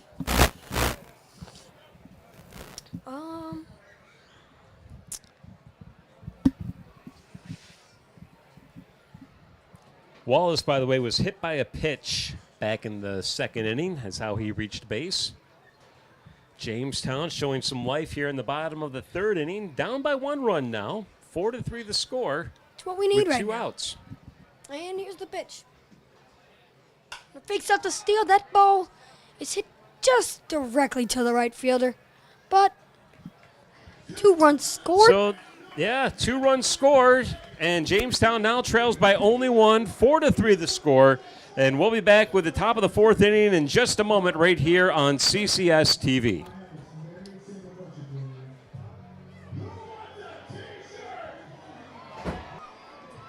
Get ready, Jamestown! The Gus Macker 3-on-3 basketball tournament is back this August, bringing non-stop excitement and fun for everyone. Experience the thrill of street basketball at SUNY Jamestown Community College, Saturday, August 10th and Sunday, August 11th, where teams of all ages and skill levels come together to compete and showcase their talents. This event, led by Collaborative Children's Solutions and co-hosted with the City of Jamestown, is more than just basketball. It's about community, sportsmanship, and making memories. Thanks to our generous sponsors, including the Southern Chautauqua Federal Credit Union, this year's tournament promises to be bigger and better than ever. Join us for an unforgettable weekend filled with action-packed games, fun activities, and community spirit. Don't miss out on the 2024 Gus Macker 3-on-3 basketball tournament in Jamestown, New York. If you can't make it in person, watch the action live on CCS-TV. I'm Sherry. Welcome back. What's your favorite thing about this baseball game? I just love how many kids there are around here and just the energy, and it brings a lot of people in, like the Tarp Skunks, like their games just bring a lot of people in closer and to the town. How do you feel about Christmas in July? Christmas in July. I feel like, that would be great because there's not as much snow on the ground. And you just get presents all around, basically. Yeah. Back up to you. All right, we're back. Jason Sample and Aaron Enquist bringing you the play-by-play action here at Dietrich Park. Top of the fourth inning, score 4-3. Batavia leading Jamestown, and at the plate is number 7, Justin Espinal. Take it away, Aaron. Allstorm, Peyton Allstorm. Looking for a strikeout to start off the inning. He's got strike 1 on the first pitch of the new inning. All right, Allstrom with a 1 pitch. Pitch is a nice hit, but just to the center fielder for out number 1. Great way to start off the inning for the Tarp Skunks with an out. Just what they need right now.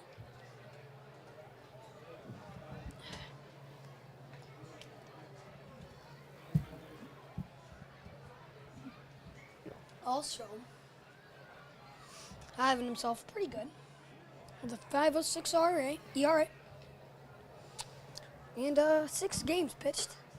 Oh, a good pitch.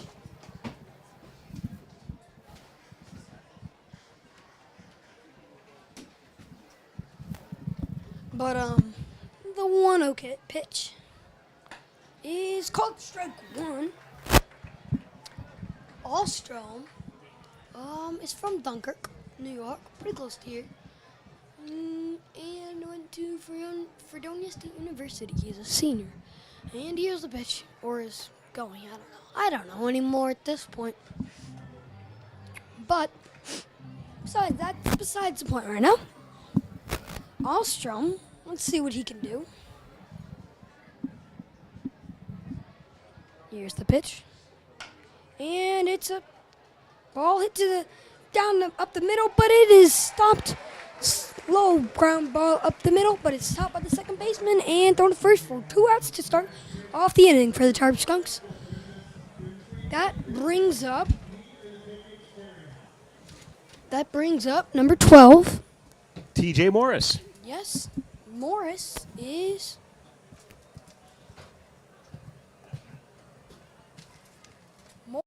is hitting a 255 average.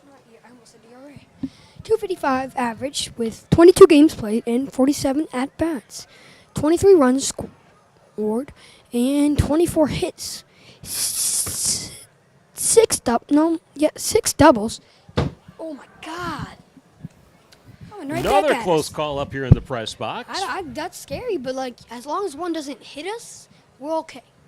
I'd like if one bats up, I catch it, You should have brought your mitt up here, Aaron. I have it in the car with me, but I don't know what car my dad brought, so who knows? It doesn't really matter. And strike 2. That makes the count 1-2. Allstrom is looking for a 1-2-3 inning here.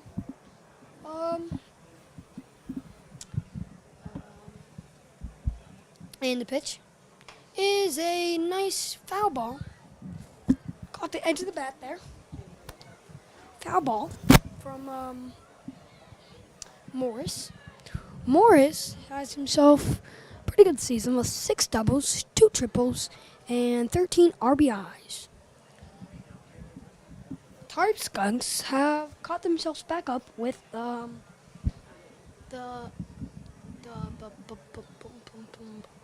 Muckdogs, and a nice far ball hit to Kobe Jones. But Kobe Jones gets there in enough time and catches it for 1-2-3 inning. 1-2-3 inning, and the score remains 4-3. We'll see if Jamestown can get a run and tie this one up in the bottom of the fourth. More baseball coming up in a moment on CCS-TV. We're sending down to you in the interview booth. I'm here with PJ. PJ, what's your favorite thing about the Tarp Skunks game? Being able to have my ball signed and hang out with my friend. That's amazing. What's your favorite thing to eat while you're here? I'm getting some nachos right now. You are? That's great. Are you excited? How do you think they're going to do today? Good. Good? That's good. We're going to go back to you. Thank you. So what is that? It's an interview.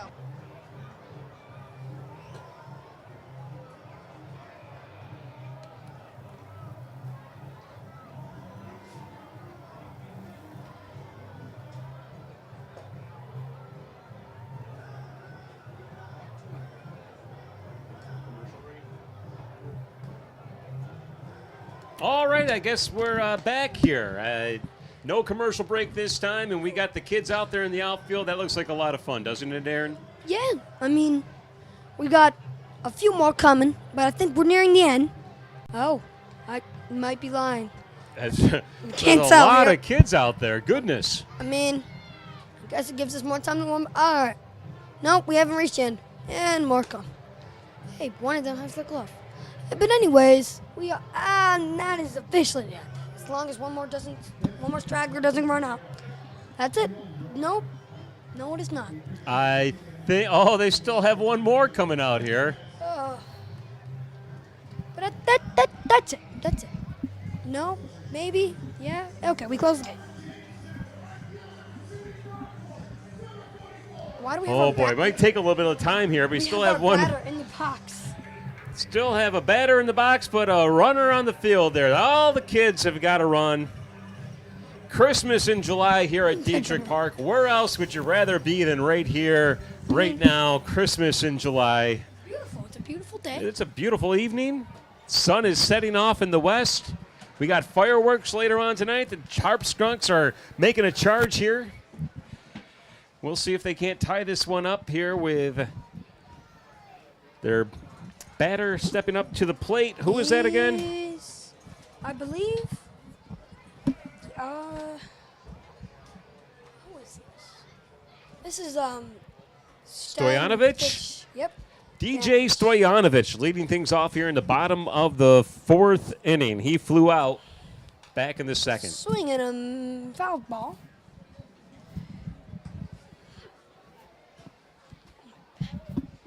Back on it. Well, Stoyanovich is looking for a hit here.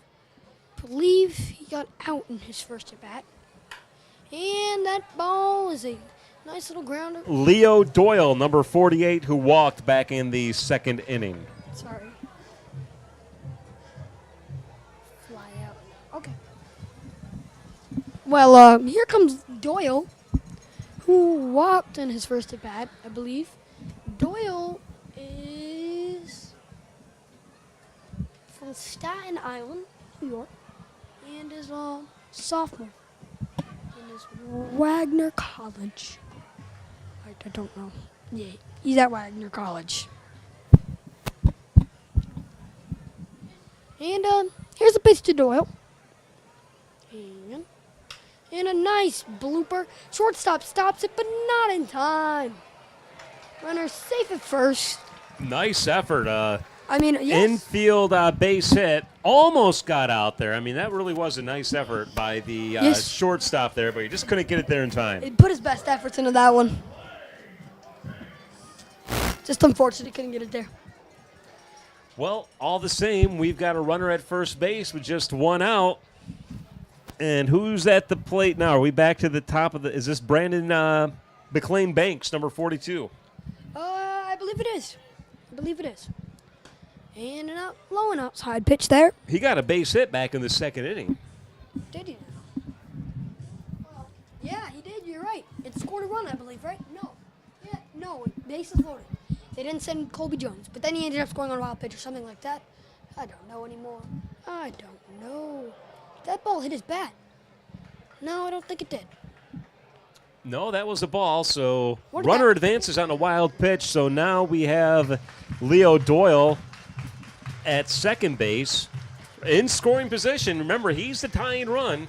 So if he can cross the plate here in this inning, we'll have a brand new ball game to play. Brandon McLean is looking for a base hit. Doyle is ready for anything. There's one out in this half inning for the Tarp Skunks. One out for the Skunks. And they still have Benedict in, correct? Almost the bottom fourth. And here's the pitch. It's called strike one. That makes the count 2-1.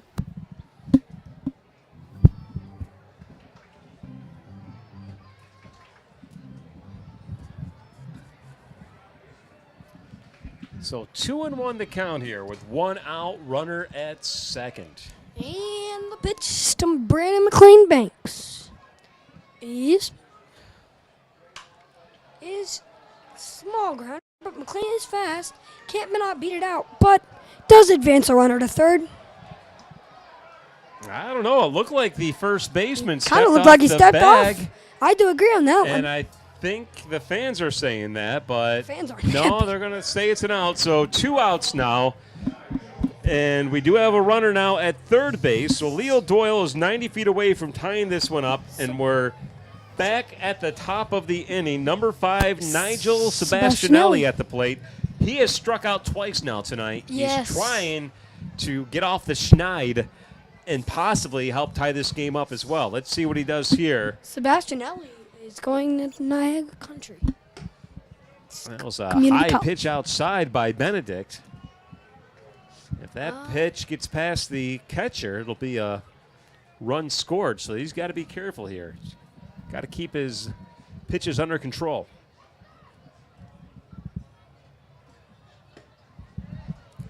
Outside again. Yep, that makes the count 2-0. 2 pitches, low and outside. Skunks are looking for another man on base to bring up Mataronga. I probably said that really wrong. I do deeply apologize.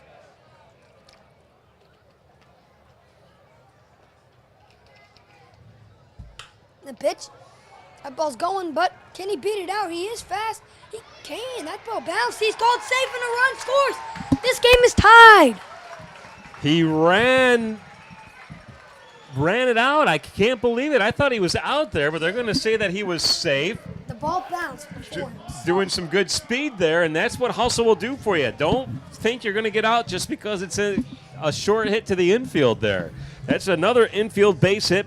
Sebastianelli comes through in the clutch, and this game is all tied up. We are in the bottom of the fourth. Leo Doyle scoring that tying run now, and now we have Austin Matronga. I think Jamestown has scored on 2 outs. Every single run they've scored has been on 2 outs. I believe you're correct. That pitch looked good. It looked good, and it was good. But anyways. Austin Matronga, by the way, grounded out in the first inning and got a base hit in the third inning. Matronga is from Arizona. Surprise, Arizona is what it's called. Arizona. He goes Grand Canyon University is the school it says he goes to. So. Or is he going? I don't know. Probably goes there. He's going there next year or something. College is over, so he might just play here. I don't know anymore at this point. It's a long ways from Arizona. It's nice to see people from all over the country coming here to Jamestown to play baseball. Yeah. All right, and here the pitch is outside and high for ball 2. That makes the count 2-1. Matronga has himself an oldie. Did I bump it? Oopsies. Anyways, the pitch to Matronga, the 2-1 count, is swing and foul ball. 4-ball, strike 2. My bad. That ties the count.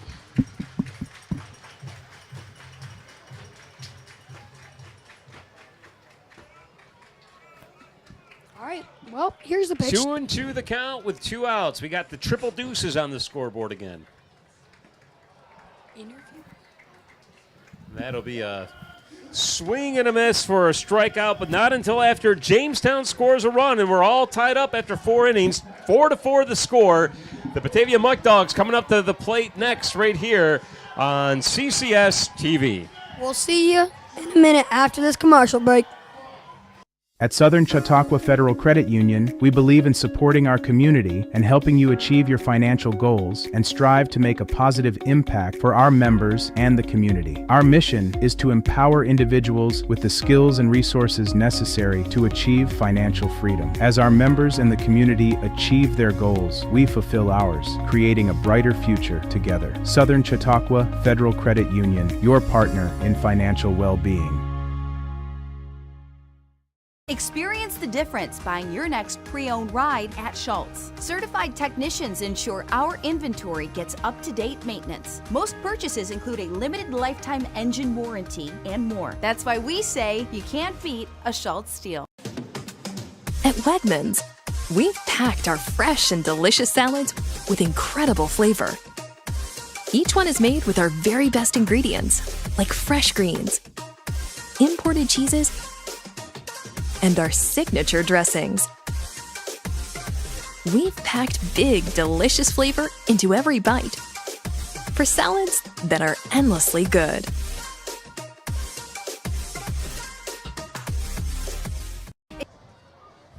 Welcome back. I'm here with Niley. Niley, what's your favorite memory from a baseball game? When I caught a baseball. That's amazing. What's your favorite food to eat at baseball games? Cotton candy. Amazing. And why do you love baseball games so much? I just think that it gets people together and it's just fun to watch. Amazing. Thank you so much. And we're back to you. Welcome back. Caleb Walker's up to bat first for the Muckdogs, Batavia. And Al Strong still on the mound. He's doing pretty well for himself. 1-2-3 inning last inning. He's looking for another one. And let's see what happens. First pitch is popped up to the third baseman for 1 out. A lot of hang time, but an out is an out is an out, and that is 1 away here. So now we have the final batter in the lineup stepping up before we return to the top of the lineup. That is number 24, Yankiel Gonzalez. Stepping up to the plate. He got a base hit back in the second inning. I believe you're correct. But here's the pitch to Yankiel Gonzalez from Alstrom. And it's called strike 1. Nice and easy pitch right down the center there. A slow off speeder. For those just tuning in, we're in the 0-1 the count. Top of the 5th. The score is 4-4. And a nice ball hit to Kobe Jones, but that ball's over his head. Or is it? It is. That was over his head. Extra bases here for Yankiel Gonzalez. Gonzalez. That's Gonzalez's. That's a second hit for Gonzalez. A double that time. That's his third double of the year for Gonzalez. Boy, I thought Jones had some wheels, but that was really deep. That was all the way to the warning track. That ball took one bounce and hit the wall there. It looked closer than it was because you can't really see the ball when it's that white part. So I'm like, did he catch it or did it hit the wall? And then I saw the ripple and I'm like, oh, hit the wall. Hey, but that brings up top of the order with Travis Hammond. Hammond is a commit to what? Where is he? He's a catcher, right? No. He cannot find. He's an outfielder and he's a commit to Southern Wesleyan University. He was born in Stone Mountain, I believe, Georgia. Maybe it's Young State with GA in it. I don't know. think Hammond grounded out both times he was Yeah, at the plate. I think you're right. And this is his third plate appearance here. 0 for 2 on the night. And Has the chance to help his team retake the lead here. Let's see. Oh, ball inside. He was not happy about that one. I don't know what he's mad about, but he's mad about something. Anyways, pitch from Alstrom. That's 2 balls. 2 balls, 1 out, and a runner on second. And here's the pitch from Alstrom. The pitch is ball 3 in the dirt, kind of. Just a little bit on the inside there. Almost grazed the plate, but not quite. So it's a 3-0 count. Going to be obviously be a red light here for the batter. And Alstrom will have to deliver a strike here. Yes, he will. Keep this batter at the plate. Let's see what he can do in a tough situation. And he delivers a strike. That was another one inside there, but it must have caught the just zone. caught the edge of the plate. Now let's see what he can do with the 3-1 count. Let's see. And the pitch is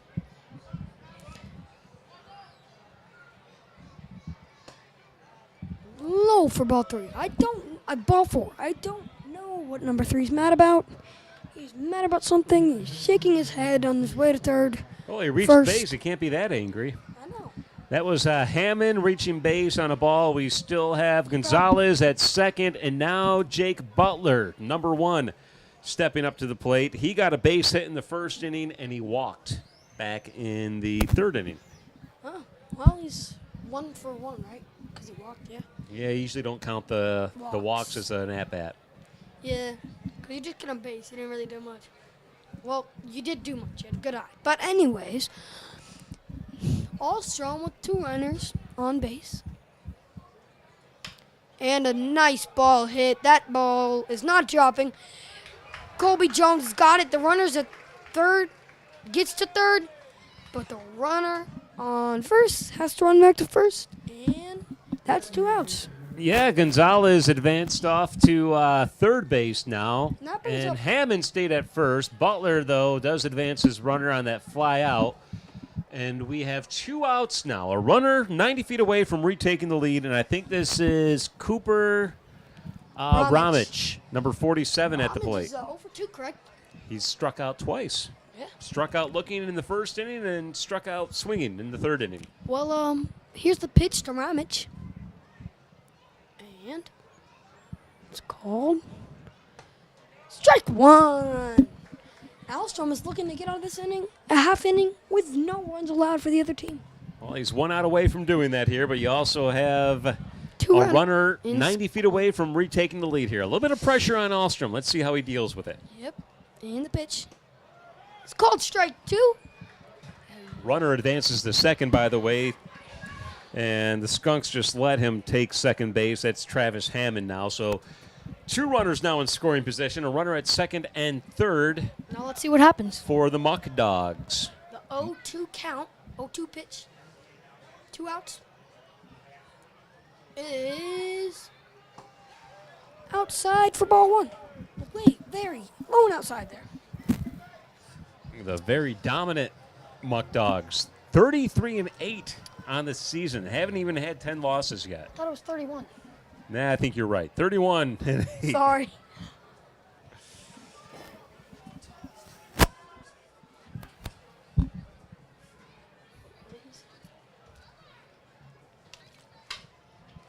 There's a hit to short, thrown over to first in time for the final And out, so no 3 runs outs. will score.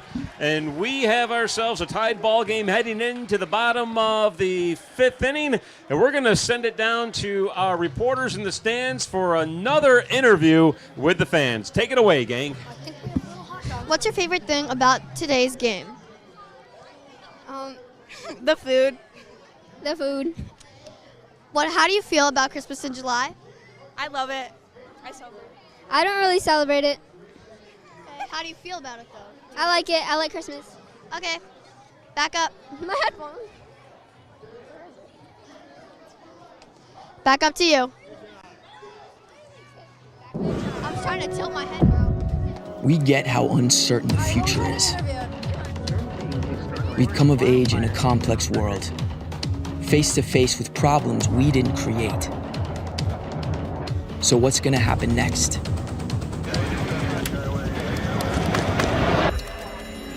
We are. Because our future is the future. The life we have chosen has prepared us for this. So we're going to build bridges and hospitals in a day. We're going to save families from disasters and feed those left in the cold. We're going to do all this and more because we have an appointment with destiny. We invite you to join us. The next greatest generation is now.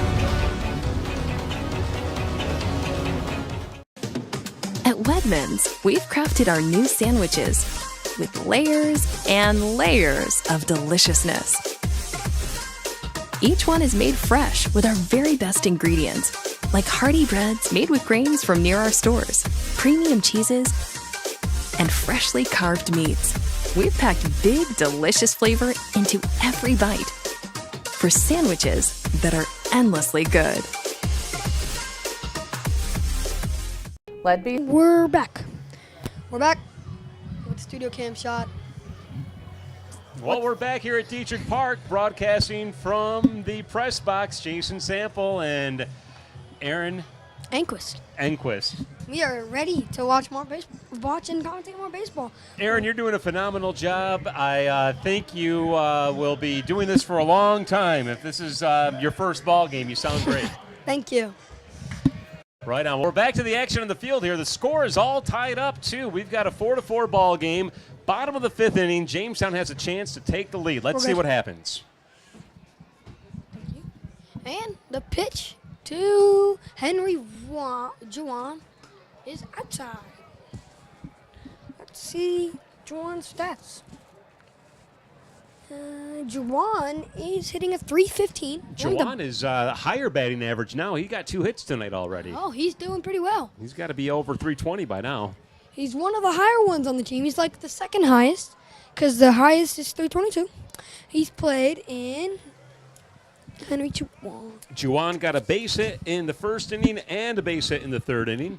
Here comes the 1-1 pitch. That's going to be outside for a ball. 2-1 the count. Juwan's played in 25 games, has had 89 at-bats, and 17 runs, and 28 hits. 5 doubles, 1 triple, and 10 RBIs. And he pops that one up, but is it going to drop? Ball almost gets caught. Almost drops, but it's still yeah, nice catch there by the first baseman. That ball was dropping quicker. But so one away here, and now Bobby Stang steps up to the plate. He flew out both times. He's 0 for 2 on the night. He's due for a hit. Stang is looking for his hit, yeah, like you said.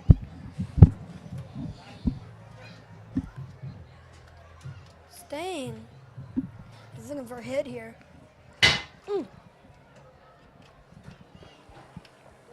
Slam that toilet down. Anyways, the pitch. Ooh, that one's coming over here.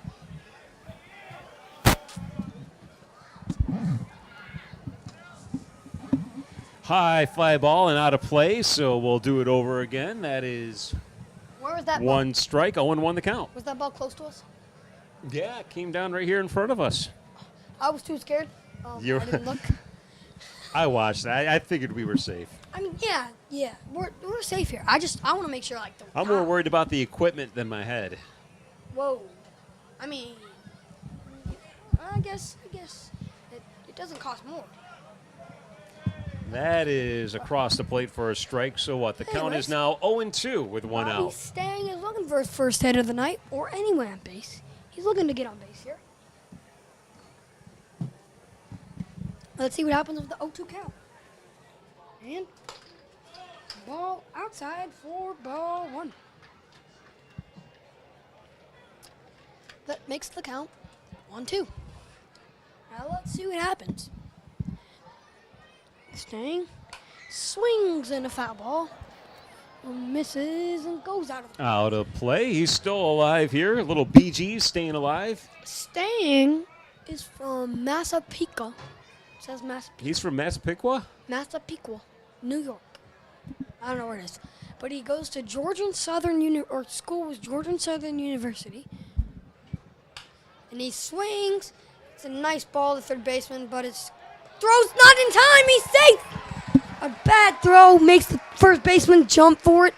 Misses the bag on the jump and tries tagging Stang, but he was already safe. Do you score that in error, or do you think that's an infield base hit? I'd say that's an infield base hit. That's a hard play to make. I'd say that's an infield base hit. That's a hard play to make. That was a hard play to make, especially throwing all the way across the field from third base. I agree with you, That ball was kind Aaron. of slow grounded.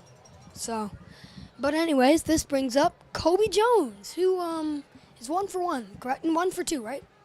Kobe Jones is 2 for 2. My apologies. Got a double in the second inning and a base hit in the first inning. Swing and a miss for Kobe Jones. Jones right now is 2 for 2 with a single and a double. Seeing what he can pull off now with a run on first. Let's see what happens. 1 out. Ball in the dirt and nothing happens. That makes the count 1-1. 1 out. We have triple uno. Triple uno. The pitch is outside for ball 2. You say we have a triple uno? Mm-hmm. I like that. Not as good as triple deuces, but triple unos isn't bad. I don't know what deuces mean. I don't know it means 2 somehow in some language, but I don't know. I use Spanish. The pitch is a swing and a foul ball. Someone just hopped the fence in their bullpen to get that. But that doesn't really matter at this point. But anyways, Kobe Jones, the count's 2-2. 1 out. Let's see what happens. Jones is looking for his 3rd hit of the night. His 3rd plate appearance. Let's see what he can do with a runner on first. And the pitch is a swing. Runner doesn't beat it out, but Kobe Jones is safe at first. 1 out on the play. Almost grounded into a double play, but he did not. Luckily, Kobe Jones is 3 for 3, right? Would that No, it'd be a fielder's choice. So that would be a... That was a fielder's choice, so it not counted as a hit. So it's 2 for 2, basically? Yeah, he's 2 for 3. 2 for 3. He reached base 3 times, but he's 2 for 3 on a fielder's choice. Yep, that was a fielder's choice because the infielder had an option to get Kobe Jones out, but he went for the guy at second, the lead runner. And so we have 2 away here. And now Zach Karras, number 32 at the plate. Karras would have hit his first at bat. Second at He bat. flew out, yeah. He's his first 1 at for bat. 2. He's 1 for 2. He's a phenomenal hitter, though. He can really get a hold of it and take it for a ride. Like I said earlier, Karras is from Toronto. Pretty far. Canada. I mean, this man has a passport just to come play Tarp Skunks baseball. He swings, and he base hit it bounces. A great bounce over the second baseman's head. Ooh. A hit for Karras. That gives him 2 for 3 on the night. And Jones is now in scoring position. He represents the go-ahead run for the Skunks. And that brings up. Aiden Wallace, number 9. Aiden Wallace, he's 1 for 2, right? 0 for 2. 1 for 2? Let me just make sure it is Aiden Wallace. It is, number 9, and he was hit by a pitch in the second inning and flew out in the third, so he's 0 for 1. 0 for 1. All right. Reached base once, but he's 0 for 1 with a flyout and a hit by pitch. The catcher for the Muckdogs coming out to talk things over with his pitcher on the mound. Well, let's see what happens. With 2 outs, a runner in scoring position, and a runner on first. Aiden Wallace. Been a beautiful night for baseball so far, and that's going to continue here. Not hardly a cloud in the sky. Well, here's the pitch. And that ball's way foul. Out of play. But anyways, 2 outs still. 1 strike on Aiden Wallace. If he gets on base, that brings up Stoyanovich. Anyways, the pitch to Aiden Wallace is is called low for ball 1. So 1-1 the count. That looked like it was a strike for me, but obviously we're up here, got a little bit of a different perspective than the umpire. Yeah. Wallace is. Where is his name? Is Wallace a pitcher? It's a chopper up the That's a fair third ball. baseline. Fair. Run. What is he doing? Get on the base. They're saying foul, I believe. They're saying That it was did. on the line. It hit the line. If it hits the line, it's foul. Oh, I thought it was fair. If it touches the line at all before it gets to third base, it's a foul ball. So, yeah, you're right. It did take a bounce and it hit the edge of the line, so that does count as a foul ball. My apologies. And we'll do it over again. Wallace, I cannot find his name. What is he play? What position does Wallace play? You ever see that movie Frozen? What? Frozen, the movie? They got the characters from Frozen out there. I was trying to figure out who they were. It's Christmas in July here at Dietrich Park. Not to change the subject. We're talking about baseball, obviously, but it was just an observation that I thought I should pass along to you, Aaron. Wallace is from Buffalo, New York, and is going to the University of Tampa. And he That's 3 strikes outs. out. Wallace. So, 2 runners left on board and no runs scored. So here we are heading into the top of the 6th inning, still a 4-4 ball game. And we'll take a break and see you on the other side right here on CCS-TV. There are miles and miles of trails to explore across Chautauqua County, but every adventure comes with its own set of risks. If you ever find yourself off trail in the brush, thicket, or the woods, this is prime tick territory. This 8-legged creature has the potential to carry Lyme's disease. We have a whole list of great tips to help you protect yourself while you're in the woods. One of those tips is tucking your pants into your socks. We also recommend you wear long sleeves and long pants, light-colored clothing so you can see if there's any little critters crawling on you after your outdoor adventure. Market value pricing means you save more at Schultz Auto Group. Search for your next vehicle in person or online within our dealer network, now with an even greater selection of EVs. MVP means you'll get the best deals within our market. Schultz brings the showroom to you with optional personalized virtual walk-around, remote financing, DMV services, and home delivery. 50 years experience with modern customer care. That's why we say you can't beat a Schultz deal. Our generation has a choice. Turn away from the world's problems or chase them down. We refuse to sit back and watch them pass us by. Watch us fly ahead. Rise to every challenge and overcome anything. Watch us become the next greatest generation. And welcome back to Dietrich Park. Jamestown Tarp Skunks taking on the Batavia Muckdogs here on CCS-TV. Jason Sample and Aaron Enquist bringing you the broadcast. Aaron's doing a phenomenal job. Take it away, Aaron, as we start the top of the 6th inning, all tied up at 4 apiece. Well, Alstrom is back out, Peyton Alstrom, for another inning. And he pitches that one for a strike 1. Who is that, 47 Cooper Ramich at the plate, or is it 27, James Bolton? 27, I believe. Cooper Yeah, it Ramich is ended James. Don't call me Michael Bolton.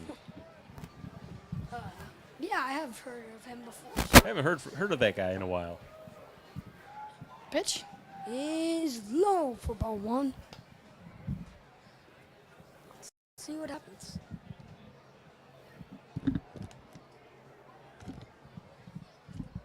pitch to Bolton. Bolton is, I believe, the best hitter on the Batavia Muckdogs for right now. He's doing the best right now at this point in time, I believe. Yep, he's back. No. Yes, he's batting at 387, highest on the team. I think he's 1 for 2 tonight. I believe 2-2. Good pitch. Oh, shoot. I'm not supposed to say that. A good pitch there for strike 1. Strike 2. I'm just so used to saying that when the kids lose. 2-2 the count here. Sorry, apologies. If there's any Batavia fans out there. But anyways, the pitch is strike 3. Bolton not happy about that. He thought it was a little inside. He's talking it over with the umpire, and yep, okay, get me out. That's fine.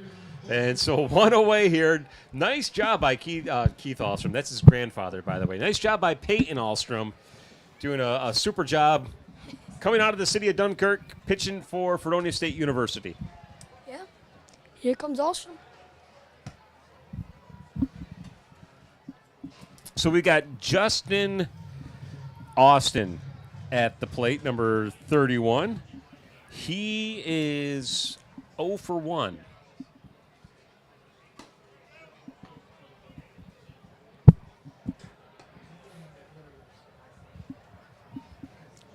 Two 2-0 the count here. The pitcher, my dad said, is his friend's uncle. The Rizzutos. You ever heard of him? Oh, yeah. Is Ahlstrom? Yeah, my dad's friends with Fred. Oh, okay. So I just, fun facts, His grandfather, Keith Ahlstrom, was a longtime member of the Chautauqua County Legislature, is how I know him. Oh, that's cool. Yeah, pretty cool. Strike one on the 2-1 pack. 2-0 count for strike one. 1 out. Ahlstrom is looking for another no I can't. That was a hard liner down the first baseline, but it was foul. I almost hit the umpire. He was unfazed by almost being hit. But anyways.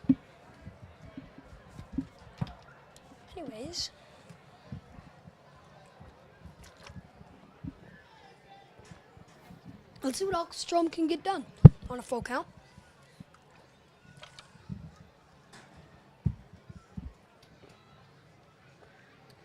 Three and two the count here.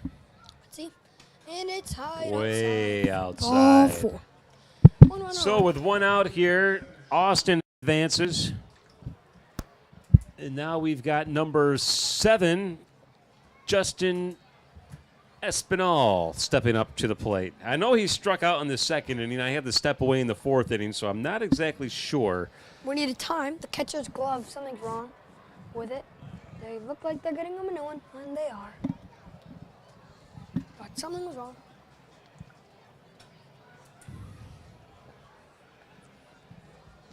Get his mitt replaced or just repaired? A new mitt? So we're ready to resume action here at Dietrich Park. Still all tied up at 4 apiece. In the top of the 6th. It's starting to get darker here. Lights are on, so no problem. Let's see what happens. And the pitch. Swings for a foul ball down the line. Right down the third baseline.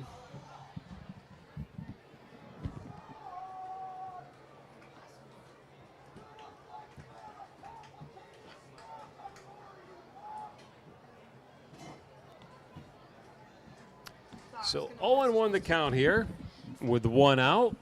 Ahlstrom ready to deliver. Here is the pitch. Nice job by Juwan to keep it in front of him and not past him. The runner stays at first. Yep. The count is 1-1. Oh, we got triple unos again. 1 out, 1 ball, and How do you say one? one Whatever strike. language you're saying doses in. I think uno's fine. It works.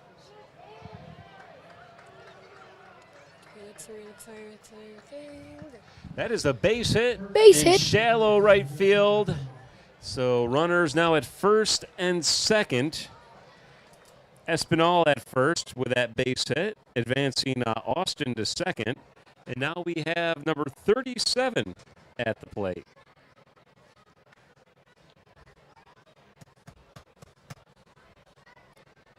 And I don't have him, let's see, on my roster, 37. This is Justin Espinal at the plate. Well, then who was the other guy? There's a hit in the gap between center and right field. That will score 1 run. And I think that was Mendes who got the base hit, and Espinal got the base hit that scored the run. Base hit in the gap from Espinal. And that scores a run. That makes the score 5-4. A little confusing here, but I think we've got it straightened out now. And TJ Morris, number 12, now at the plate after that one-run hit by Espinal. The Muckdogs retake the lead, and it's now 5-4 here in the top of the 6th inning with one out. Runners at the corners, first and third. Ball hit. Base hit there. That scores another run. Yeah, 3 consecutive base hits now, Aaron, and we've got Caleb Walker stepping up to the plate.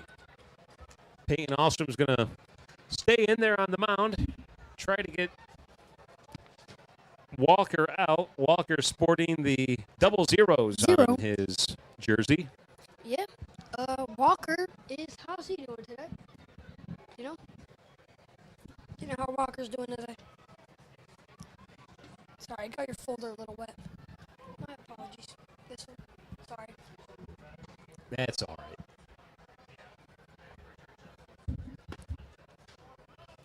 Low and outside for a ball. The count is now 1-0. Yes, it is. 1 second.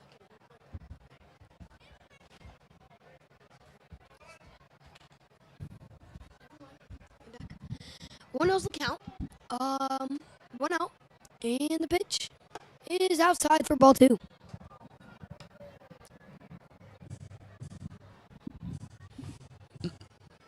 Two goes the count. 6-4 is the score. We're in the top of the 7th. With around 3 innings left of ball to play. Unless we go in extras. Here's the pitch.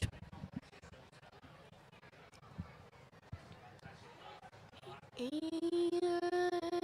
the pitch is popped up to center field. No, maybe not. Never mind. Popped up to the shortstop for out number 2. That makes the count. That makes keeps the score the same. 2 outs. Runners on first and second. And that brings up. Yankiel Gonzalez. Yankiel Gonzalez got a base hit and a double. He's on fire here. Pretty sure that was him who got those. And he has a chance here to drive in another run with a runner at second and a runner at first. Alstrom trying to get out of this one after giving up 2 hits. There's a deep drive to left field. But Colby's got it for 3 outs. Colby Jones got it for the out. So here we are heading into the bottom of the 6th inning. The score now 6-4. It is the Muckdogs leading the Tarp Skunks. We'll be back with more baseball in a moment on CCS-TV. I'm Sherry Rader at the Chautauqua County Health Department here at the Rosemary Billcrest Rail Trail in Sherman, New York to tell you about the Wegmans Hit the Trail Passport. Hike to each of the trails and look for the Wegmans Hit the Trail trail plates. Etch the trail name into the passport like this. When you complete one trail, you can bring your book to the Health Department to receive a free reusable Wegmans shopping bag. Complete all 3 trails and be entered to win a $250 Wegmans gift card. Everyone has an opportunity to be active. From the Chautauqua County Health Department, I'm Sherry Rader, and we hope to see you on the trails this year. CCS-TV isn't just a television channel. It's a powerful extension of Collaborative Children's Solutions, a nonprofit organization dedicated to empowering children with the tools they need to unleash their full potential. Our mission is to spark the flames of passion for broadcasting within the young minds of tomorrow. We believe in providing authentic, hands-on experiences in the field of broadcasting, allowing children to explore their creativity and communication skills in a supportive environment. Tune in to CCS-TV for a unique blend of educational and entertaining content created by the brilliant minds of our young broadcasters. From informative shows to imaginative storytelling, every program is crafted with the intention of fostering curiosity, self-expression, and a love for learning. CCS-TV, empowering voices, inspiring futures. Student interns are welcome. Learn more at ccs-tv.com. At Southern Chautauqua Federal Credit Union, we believe in supporting our community and helping you achieve your financial goals and strive to make a positive impact for our members and the community. Our mission is to empower individuals with the skills and resources necessary to achieve financial freedom. As our members and the community achieve their goals, we fulfill ours, creating a brighter future together. Southern Chautauqua Federal Credit Union, your partner in financial well-being. Welcome back, you didn't point at us. Welcome back to Tarp Skunks baseball. We have up to bat first, I believe. For the Tarp Skunks, let me get my rise. Number 44 for the Skunks, and that is a hit into first base, and that'll be an out. So we didn't even get to say his name, but it was Stoyanovich, by the way. Stoyanovich swinging at the first pitch, you saw it, flies up in the air to the first baseman for the first out. Now it's time for the center fielder, Leo Doyle, to step up to the plate and see what he can do. He walked in the second inning and got a base hit in the fourth inning.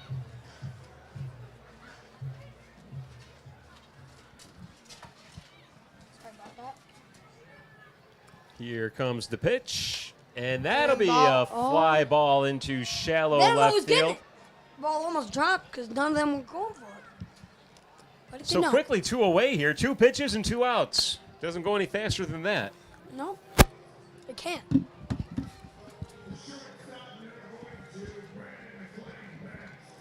Brandon McLean Banks, the shortstop, now stepping up here in the bottom of the 6th inning. Score is 6-4. Tarp Skunks down by 2 runs.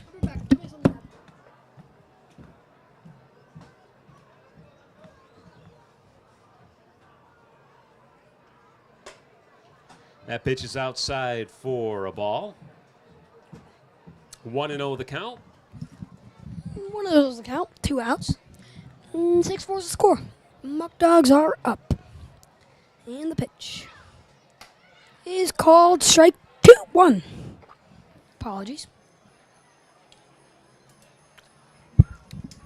Garrett Beaver still pitching out here in relief of Benedict, who was the starting pitcher for the Muckdogs. Beaver had a hard throw there. That Beaver's got a strange delivery here, Aaron. You notice how he kind of throws sidearm. Submarine. It's like sidearm submarine. Yeah, the submarine pitch. It's like the middle. It's like in between sidearm and submarine. I don't know which one it is. Perhaps. I would not want to try to stand there and hit a pitcher who throws that way. That's scary. I keep on. Yeah, I would think he's going to hit me. I would think like that pitch is going to right there, like you know. But hey, this guy's got control of it. He knows what he's doing. I hope. But I don't know how you throw pitches like that. Very carefully. I think you have like a curveball. Like how? It's not physically possible, I feel like. 'Cause you gotta look at Got a piece of that one. The count's 2-2 with 2 outs. The old triple deuces. Triple deuces. There we go. I was trying to figure it out. I almost said doses. All right. Well, Brent, is this Leo Boyle? This isn't Doyle. This is McLean Banks. McLean Banks, I believe, is inside pitch. That was inside for a ball, so 3-2 the count here. This is McLean Banks, right? Sorry, it says Doyle on the scoreboard. So I was looking at that. McLean Banks with the full count managed to muster his way out of a 1-2 situation. And let's see what happens. And the pitch is foul for a ball. Foul strike ball, but it's a ball. So it's a foul ball. So it doesn't matter.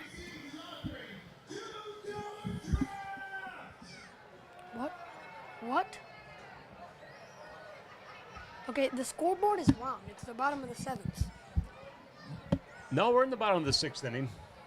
Something's wrong, because I saw something that's the bottom of the 7th.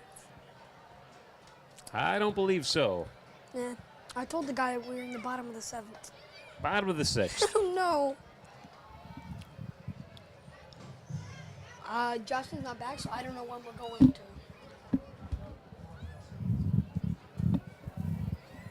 All right, let's see what McLean Banks can do. Still 3-2 count. Fouled off 2 pitches. Let's see what happens. And he hits a nice ball. In between the gap, is he going to beat it out? He is. Runner safe on an infield single to keep alive the inning. McLean Banks, that brings up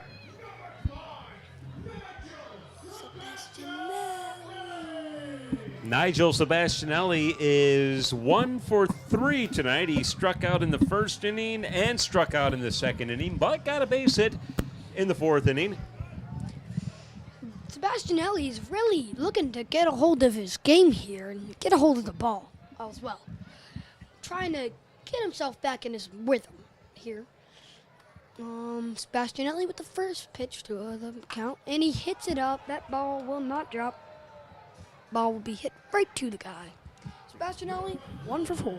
Fly out to center field to end the 6th inning. We will take a break, and on the other side, we'll begin the 7th inning. The score 6-4. The Muckdogs leading the Tarp Skunks here on CCS-TV. We get how uncertain the future is. We've come of age in a complex world, face to face with problems we didn't create. So what's going to happen next?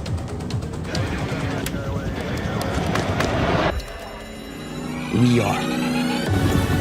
Because our future is the future. The life we have chosen has prepared us for this. So we're going to build bridges and hospitals in a day. We're going to save families from disasters and feed those left in the cold. We're going to do all this and more because we have an appointment with destiny. We invite you to join us. The next greatest generation is now. At Wegmans, we've crafted our new sandwiches with layers and layers of deliciousness. Each one is made fresh with our very best ingredients, like hearty breads made with grains from near our stores, premium cheeses, and freshly carved meats. We've packed big, delicious flavor into every bite for sandwiches that are endlessly good. Lead-based paint was banned in 1978 for residential use, but 8 out of 10 of homes in Chautauqua County were built prior to that. One of the ways we can help here at the health department is coming in to test your home. We bring an XRF device. It doesn't destroy painted surfaces. We just lay that right on the surface and it will give us a reading of lead-based paint levels in your home. We test homes built prior to 1978 where children under 6 live or visit up to 6 hours per week, and homes with pregnant women. For more information, visit healthychq.com. With the Chautauqua County Health Department, I'm Anna Powell. Connor Kiefer. He's a batter, too. Welcome back to Tarp Skunks Baseball. The score is still 6-4 now. And to start off the 7th inning, Connor Kiefer is now pitching for the Skunks. Connor Kiefer's an outfielder, not even listed as a pitcher, but, you know, when you get this late in the season, you've already got a playoff spot locked up. Why not let your fielders get a chance to throw a couple of innings here, and that's what we're seeing here with Connor Kiefer. Let's see what he got. Oh, my God. He's throwing pretty well. Number 3 at the plate, that's Travis Hammond, showing a bunt there here to start out the 7th inning. If you're just joining us, it is the Muckdogs leading Jamestown 6-4. Jamestown had it tied up there. They were down by 3 runs at one point, came back and tied it up 4-all, and then last inning 2 runs scored by the Muckdogs. I mean, yeah. I mean, it was there. They had the game in their hands right there, and now it's still not far. It's not a far game. Still 3 more innings left to go here, and then the fireworks will go off. We're happy to be here with you on CCS-TV. I mean, yeah. It's nice. And that is a walk. Aaron, do you do a lot of work with CCS-TV, or is this the first chance you've done anything with the organization? With the organization, it's the first time. My dad's always known the Smeraldos. Yep, Patrick Smeraldo, of course, the director of Children's Collaborative Services, and does a phenomenal job with all kinds of programming throughout the year. Yeah. And now they're getting into a little bit of broadcasting and TV production, and it's a great way for kids to learn. Yeah, and at my school, his wife works, Mrs. Smeraldo. Oh, okay. She works in my school. She's like, he's out. Got him. Runner is Caught stealing. A nice throw by Henry Juwan. Yeah. Anyways, she works at my school. So we do like clubs, and she does a lot of clubs with us. So she knows us pretty well. And she knows we do a newsletter club where we write about things and stuff. She said she's planning on like doing a few digital ones where we talk about it now. And she says like it's actually quite entertaining to watch people talk. Then talk about things they've learned and stuff like that, and things they see. So Nice. Yeah. What school is that? Purcell Middle School. Purcell. Okay. Here comes the pitch from Kiefer, and That's the first strike. My apologies. I'm going in the 6th grade. all right. 2-1 the count, by the way. The pitch makes the count 3-1.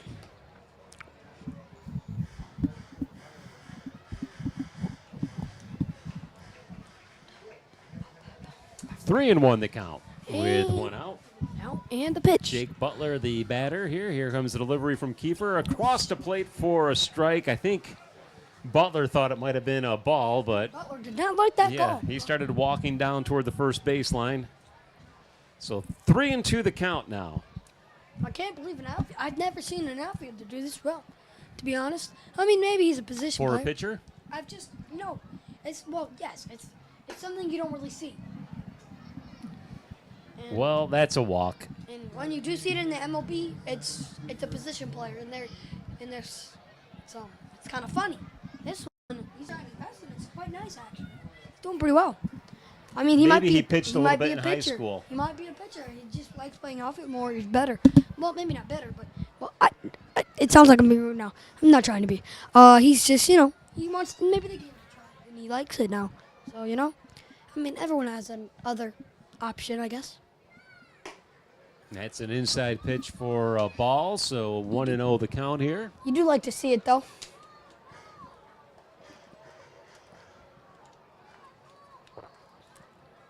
One out. Kiefer, quick throw over to first, but unable to get him. For an Keeps him outfielder? honest, though. For an outfielder, he's got an arm. I mean, he's an outfielder. He has to throw pretty hard to get it to home if he tries catching someone at the plate. So I can see it, I like it, That's another ball. High and inside. 2-0 the count. One out. Connor Kiefer is looking for a double play or a strikeout. Or another play at the base. And that ball's popped up center. No, to small, shallow, very, very shallow. Just out the Just infield. off of the dirt, right?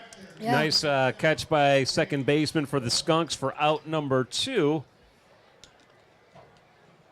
Mm-hmm. And now we have at the plate, I don't see the number on his back, but I believe it is. Let me check. James Bolton, number 27. It probably is Bolton. Who just batted? Butler. Yeah, it's Bolton. No, it's Ramage. It's Ramage. No, it's not. It is Ramage. That's Bolton. Looks like Bolton. Could be Ramage. I don't know what they look like at this point. They're from Batavia. I've been there like once. 27 with the cut. That is James Bolton. I think Ramage was last time. So 0-2 now. He Butler finds was himself in the hole. Butler's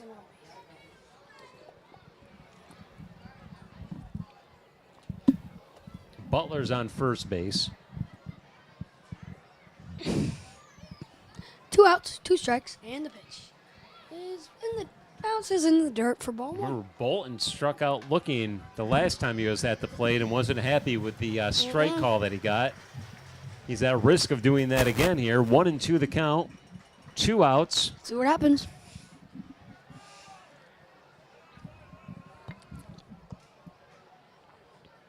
Here's the pitch by Kiefer. That is just missing the plate. I thought it was going to be a strike, but no, it was a little high and outside. Triple doses. Triple dose. Triple deuces. I tried. Let's see what happens. 2 balls, 2 strikes, and 2 outs here. Here comes the delivery from Kiefer.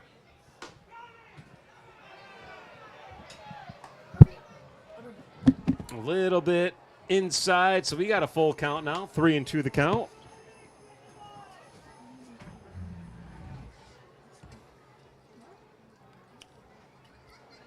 Three and 2 the count with 2 outs. Runner at first. Here's a delivery. That's going to be hit hard into the gap between left field and center field. And gets past the outfielders all the way to the dirt. 1 run's going to score.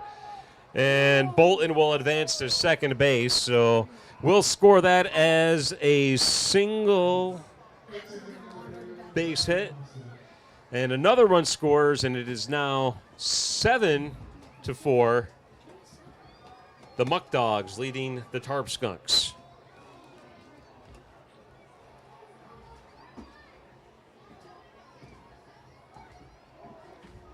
So runner at second here.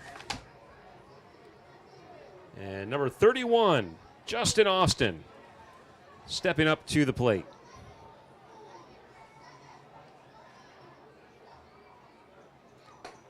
That pitch is going to be high for a ball. 1-0 the count.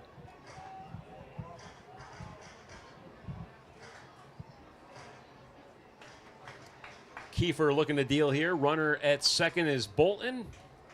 Here is the pitch. That's going to be a foul ball off into the stands, or just over the stands on the home team side. And we've got a 1-1 count.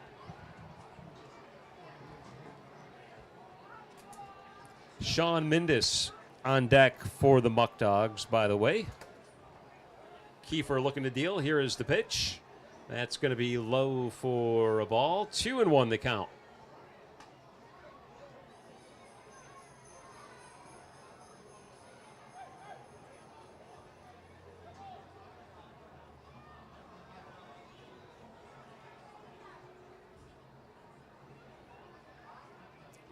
Here's the deal. That's going to be inside for another ball. 3-1 the count now with 2 outs.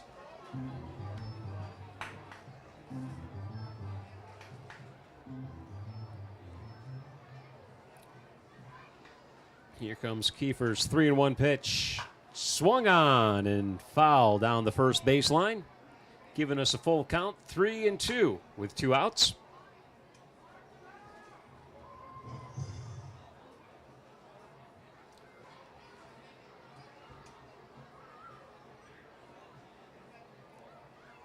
Austin at the plate. Here comes the 3-2. There's the swing. It'll be a pop fly into shallow right field. Second baseman backpedaling and makes the grab for the final out on the top of the 7th inning. We've reached the 7th inning stretch here. The score 7-4 with the Muckdogs leading the Tarp Skunks. We'll be back in a moment with the bottom of the 7th right here on CCS-TV. Are you a middle or high school student passionate about journalism, broadcasting, filming, or editing? Join the CCS-TV Community Club. At CCS-TV, you'll get hands-on experience in our state-of-the-art studio, unleash your creativity, and dive into the world of broadcasting. Meet new friends, learn from industry pros, and gain valuable skills that set you apart.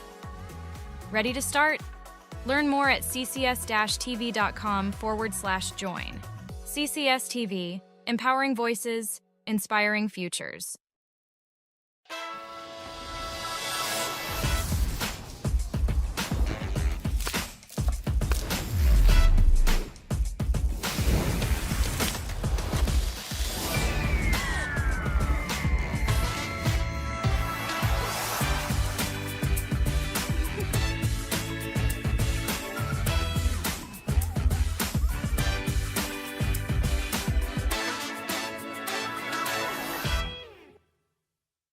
Schultz is the place where you can not only find your next new car, you can customize it exactly how you want it. Build a vehicle from one of your favorite brands, secure rebates and incentives, and expect delivery within 6 to 8 weeks. Get the keys to your ride in-store or in your own driveway and enjoy a year of complimentary Schultz Auto Care. Walk in to view our exciting inventory of vehicles arriving daily, or schedule your digital consultation online today to discover why we say you can't beat a Schultz deal.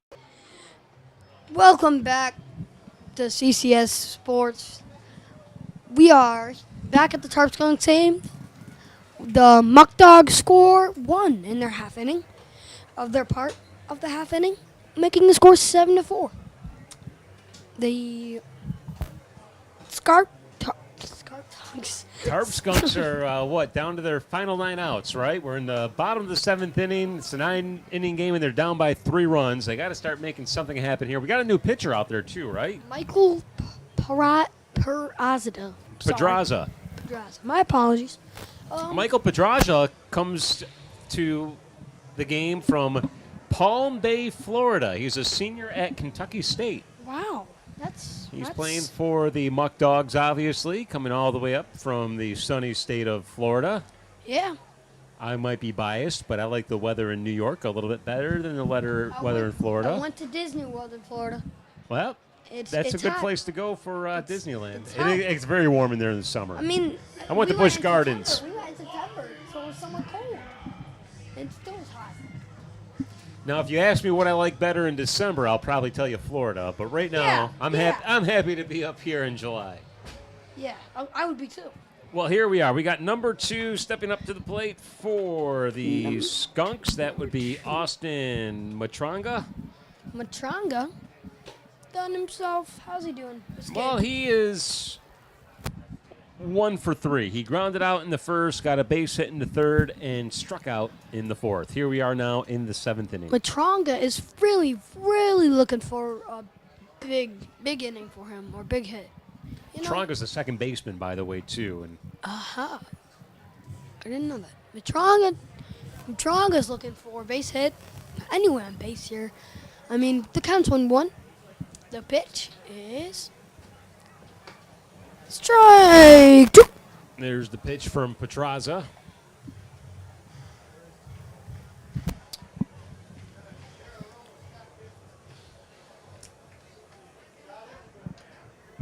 And here's the 1-2 pitch.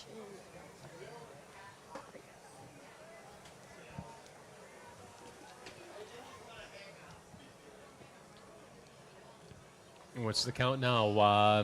2-2. 2-2.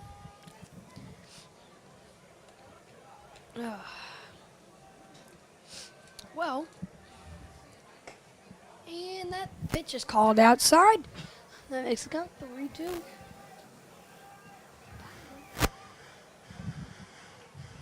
Okay, we're looking. I'll make sure you knew where he was going. Anyways, here's the pitch. And 3-2 count. Is hit for base? No. I'm sorry. My mistake. That ball. Right to the center fielder. That ball looked like it was dropping, then it rose up.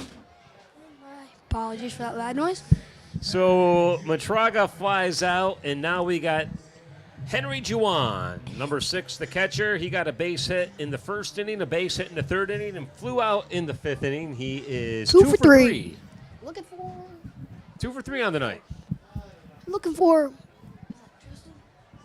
Let's see if he can't get something going on here with 1 out. His team trailing by 3 runs in the bottom of the 7th inning. It was inside, but good enough for a strike. 0-1 the count. 0-1's the count to Henry Juwan. Hey, hats off to the camera crew here tonight. I mean, they're doing a phenomenal job covering this game. Great. I mean, they make our job look easy. We got 1 on the top left of the corner, and then 2 over in the right. 1 doesn't move, and the other 1 is being controlled, which is pretty nice. Then we got the interviewers that have been doing pretty well for themselves, too. Yeah, they did a great job. There's a nice shot of the fans in the stands. Yeah, I mean, getting ready for some fireworks here, maybe in about another half an hour or so. This is what you want to see. You want to see a packed crowd for the last regular season ball game you want to of see the it year. happen. Yeah. mean, it's now. It's now. Like, this is it. This stadium is probably the best stadium in the Perfect Game Collegiate Baseball League, too. And I'm not saying that as a homer.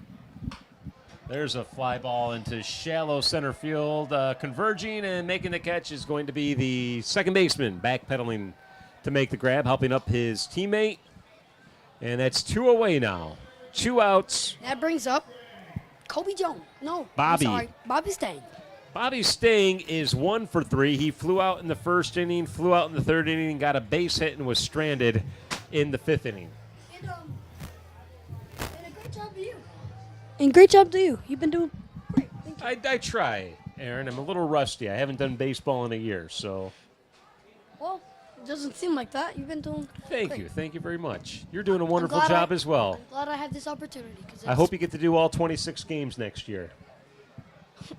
They have 26. The math isn't mathing. 38. I don't know at this point. Maybe 1 game at a time, right? Maybe just 2 games next year instead of 26. It'll get larger overall in time. If it happens, you never know. But I mean, I enjoy this. This is fun. Thanks you for the opportunity. All thanks to Children's Collaborative Services as that ball is fouled away for strike. What do you got? I can't see the score. 2-1. The count, 2-1? With 2 outs. Yeah, it's really a great opportunity for kids like you and those who are in the greater Jamestown area who just want to try their hand at broadcasting or getting involved in community activities. There's a swing and a miss for strike number 2. That makes the count. So they didn't have anything like this when I was growing Triple. up, so I think you're very fortunate to have it, and you're doing a wonderful job taking advantage of it. Thank you. I got the count right. I got it right. This is triple deuces, right? Triple deuces. I did it. There we go. All right, and the pitch is. Hey, can he dig it? Can he dig it? He cannot. Runner's out at first. So runner is out there, and that does it for 7 innings of play. The score is still 7-4. Batavia leading Jamestown. We'll be back with inning number 8 in just a moment right here on CCS-TV. Oh, there's Timbits involved. Give me some. Our generation has a choice. Turn away from the world's problems or chase them down. We refuse to sit back and watch them pass us by. Watch us fly ahead. Rise to every challenge and overcome anything. Watch us become the next greatest generation.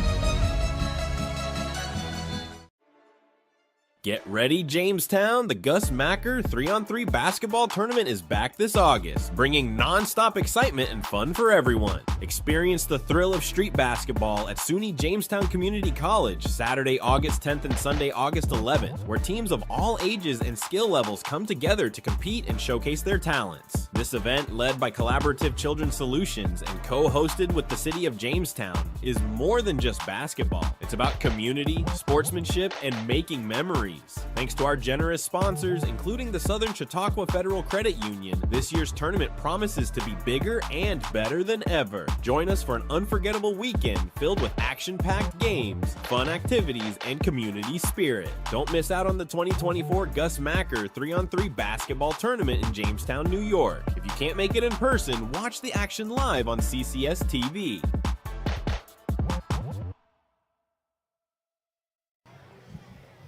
Welcome back to Tarp Skunks Baseball. This is CCS Sports, and the score is still 7-4 in the top of the 8th. Top of the 8th inning, score still 7-4, and we've got Justin Espinal stepping up to the plate for the Batavia Muckdogs. He's having a so-so game. I believe he's 2 for 3 on the night. Here's a pitch on the outside for a ball, making the count 1-0. Pitcher is Cooper Kiefer is still in. Doing pretty well for himself, I believe. Connor Kiefer. I said Cooper. My apologies. You must know a Cooper. No, I don't actually. I don't know if you would believe me there, but I do not know a pitcher. Cooper. All the same, here comes the delivery. 1-1 count. And the pitch is ground ball to short, which is out at first. So ground out there to start the top of the 8th inning. He is labeled as a pitcher. He's played 2 games, 3 now. And let's see his ERA. I'm ready for this. And we've got number 12, TJ Morris, stepping up to the plate. His ERA is 9 even. TJ, I believe, is 2 for 3, 2 singles, and he did something when I stepped away from the booth, so I don't know what he did back in the 4th inning, but he did get on base. So it was a 1-2-3 inning. Yes. Yes, it was. One of them popped out to center. The other one popped out. I forgot. I saw that one. You saw that one. And then the one in the middle. I don't know. I don't know if that was this one or the other one. I'm trying here. Trying my best. We're seeing a few foul balls coming back in our direction up here. 1 and 2's the count. I've almost been there. We almost had one come into the press box up here. I ducked for my life because why not? But anyways, Kiefer with a strikeout. Look at that. The outfielder for the Skunks getting a K. That's his third. This is his 3rd game played. I didn't know. Hey, but I mean, like I said, good to watch. Number 17 stepping up to the plate. This is a new batter for 17. Let's check him out. 17 for the Muckdogs. Is a pitcher, Bryson Berry. No, that's number 12. I'm sorry. Did I say 17? Yeah. He's safe. He was out, but we dropped the ball. That was TJ Morris. It looked like a 7 from where I was sitting, but it was a 12. It did. And he reached base safely on an error. So 2 outs here. And a runner at first. Yep. The Muckdogs And that leading brings up by 3 runs. 0-0. Double lot. Caleb Walker. Caleb Walker is 1 for 2 on the night. He also walked back in the 2nd inning.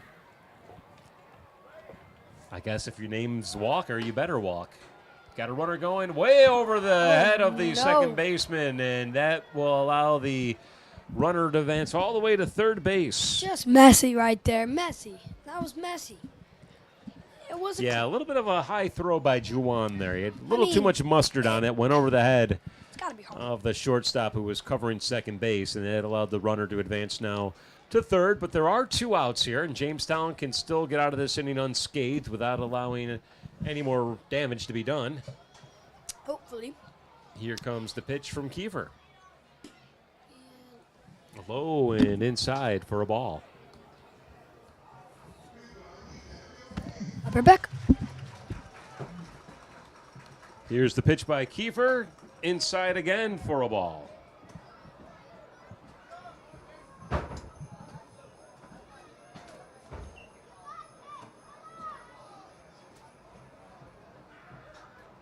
So 3-0 the count here. Here is the delivery. That's going to be high and outside for ball number 4. So 4 consecutive balls thrown by Kiefer now. Runners at the corners with 2 outs here. Trying to get out of this inning without allowing any more runs to be scored. If you're just joining the broadcast here, the Muckdogs scored 3 runs in the 2nd inning. Jamestown scored 1 run at the bottom of that 2nd inning. Another run scored in the 3rd inning. There's a pitch back over to 1st base to keep the runner at bay. He's safe. 2 runs scored by Jamestown in the bottom of the 3rd inning. That kept the score at 4-3, and then Jamestown scored another run to tie it up in the bottom of the 4th inning, making it 4-4. Since then, Batavia has scored 3 runs, and it is now 7-4. The Muckdogs leading the Tarp Skunks. The count is now 0-1. Runners at the corners. Here's the pitch. That's going to be hit on up to shortstop. Fires it over to 1st base in time for the final out. So no damage done and no runs scored. And we're heading to the bottom of the 8th inning. The score still 7-4. Batavia leading Jamestown. More baseball in a moment on CCS-TV.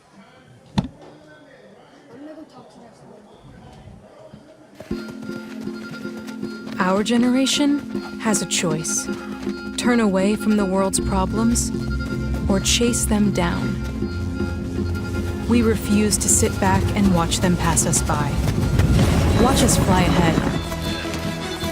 Rise to every challenge and overcome anything. Watch us become the next greatest generation. Get ready, Jamestown! The Gus Macker 3-on-3 basketball tournament is back this August, bringing non-stop excitement and fun for everyone. Experience the thrill of street basketball at SUNY Jamestown Community College, Saturday, August 10th and Sunday, August 11th, where teams of all ages and skill levels come together to compete and showcase their talents. This event, led by Collaborative Children's Solutions and co-hosted with the City of Jamestown, is more than just basketball. It's about community, sportsmanship, and making memories. Thanks to our generous sponsors, including the Southern Chautauqua Federal Credit Union, this year's tournament promises to be bigger and better than ever. Join us for an unforgettable weekend filled with action-packed games, fun activities, and community spirit. Don't miss out on the 2024 Gus Macker 3-on-3 basketball tournament in Jamestown, New York. If you can't make it in person, watch the action live on CCS-TV.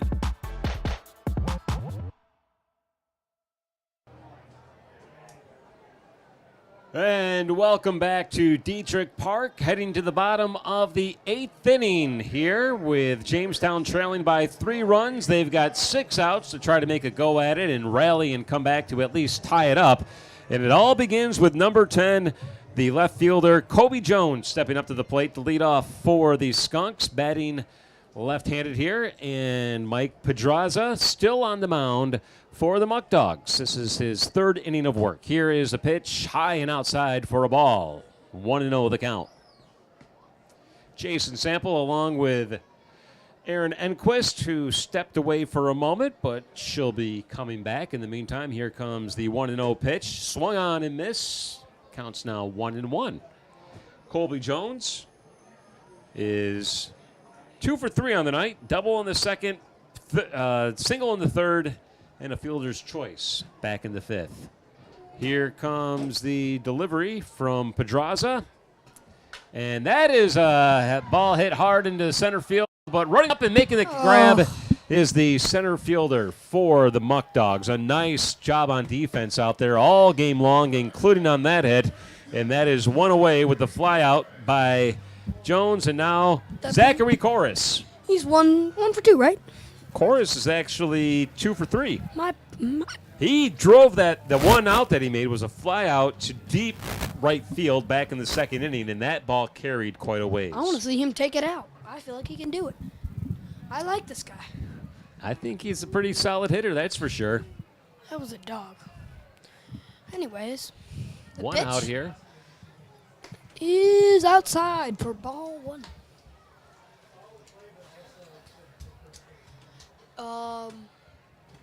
Chorus, actually, for those who didn't hear me the first time, is from Toronto with a base hit. Another, oh! That's gotta hurt.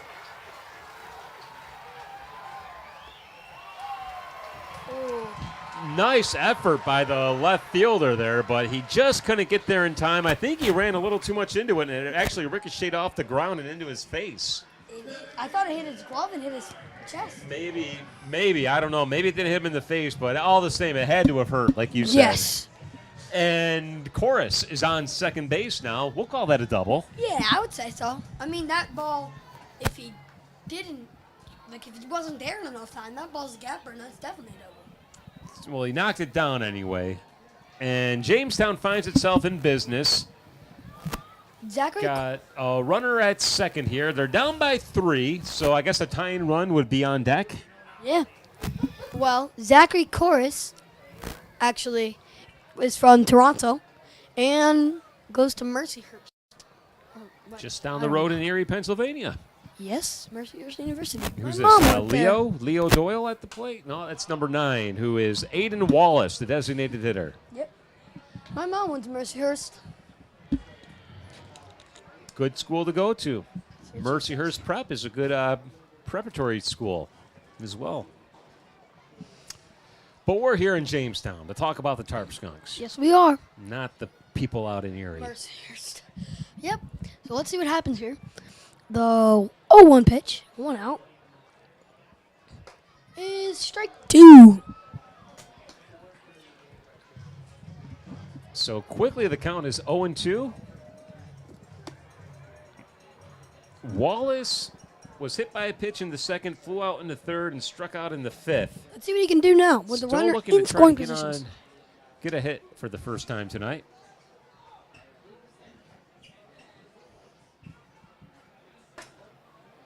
That makes it out 1-2. 1 out.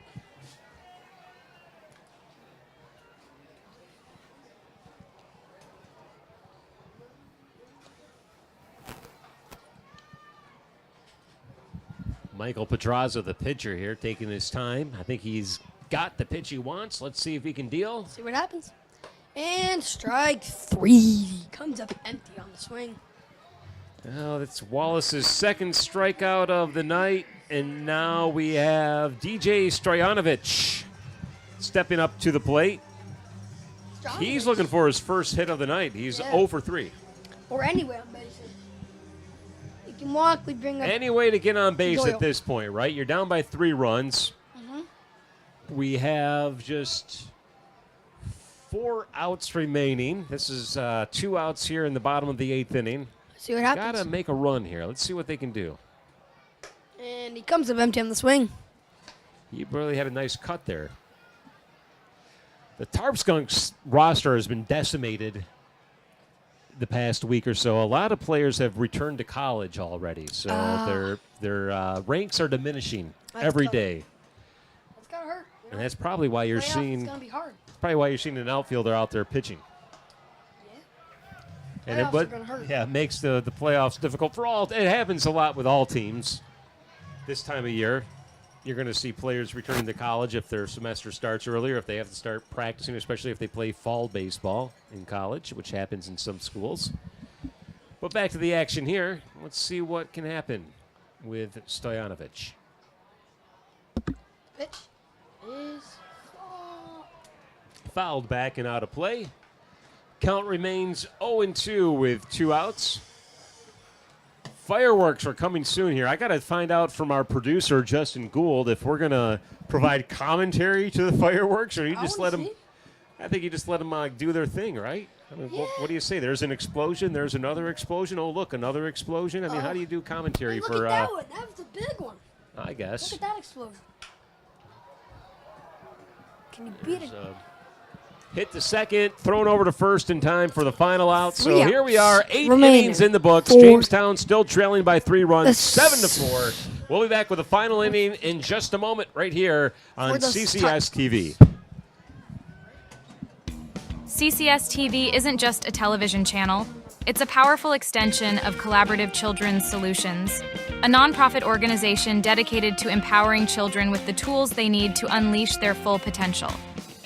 Our mission is to spark the flames of passion for broadcasting within the young minds of tomorrow. We believe in providing authentic, hands-on experiences in the field of broadcasting, allowing children to explore their creativity and communication skills in a supportive environment. Tune in to CCS-TV for a unique blend of educational and entertaining content created by the brilliant minds of our young broadcasters. From informative shows to imaginative storytelling, every program is crafted with the intention of fostering curiosity, self-expression, and a love for learning. CCS-TV, empowering voices, inspiring futures. Student interns are welcome. Learn more at ccs-tv.com. At Southern Chautauqua Federal Credit Union, we believe in supporting our community and helping you achieve your financial goals and strive to make a positive impact for our members and the community. Our mission is to empower individuals with the skills and resources necessary to achieve financial freedom. As our members and the community achieve their goals, we fulfill ours, creating a brighter future together. Southern Chautauqua Federal Credit Union, your partner in financial well-being. And welcome back to Dietrich Park. Jason Sample along with Aaron Enquist bringing you Tarp Skunk Baseball on the final home game of the 2024 season. Skunks are trailing by 3 runs in the top of the 9th inning, 7-4, with Batavia having a chance to add to their lead before the Skunks get their final crack at trying to tie this one up. Let's see what happens here with the pitch. Connor Kiefer still on the mound for Jamestown. And stepping up to the plate for Batavia is Yannick Gonzalez. He looks at that first pitch for a ball. 1-0 the count.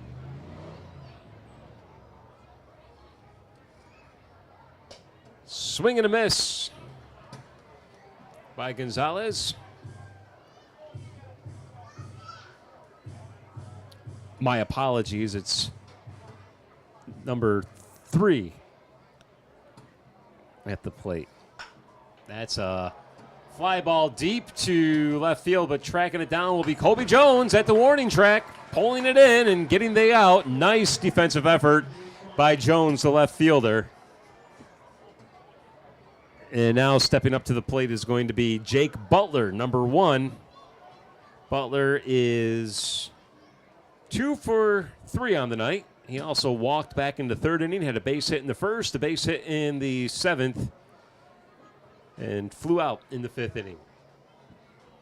1 out away here, top of the 9th inning. Here's the pitch from Kiefer. That'll be a strike.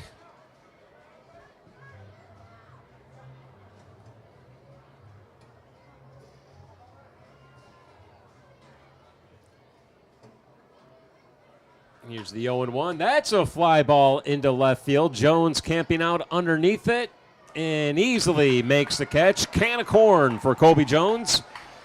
2 consecutive outs made by Jones out there in left field, and 2 outs away here. Number 47, Cooper Ramich, stepping up to the plate now.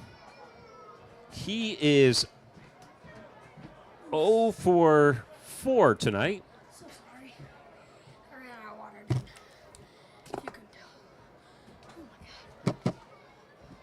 2 outs away here. Colby Jones caught both the passes in the outfield. Here's the pitch. And that'll be high and outside for a ball. 1-0 the count. Kiefer's pitch is ground ball to second. Over to short. And out is hit third. First. So there you go. 1, 2, 3. His teammates come out to salute him for a nice job pitching by Kiefer, and here we are heading to the bottom of the 9th. Put on your rally caps. The Skunks are down by 3 runs, and they have 3 outs to tie it up. We'll see what happens in just a moment right here on CCS-TV.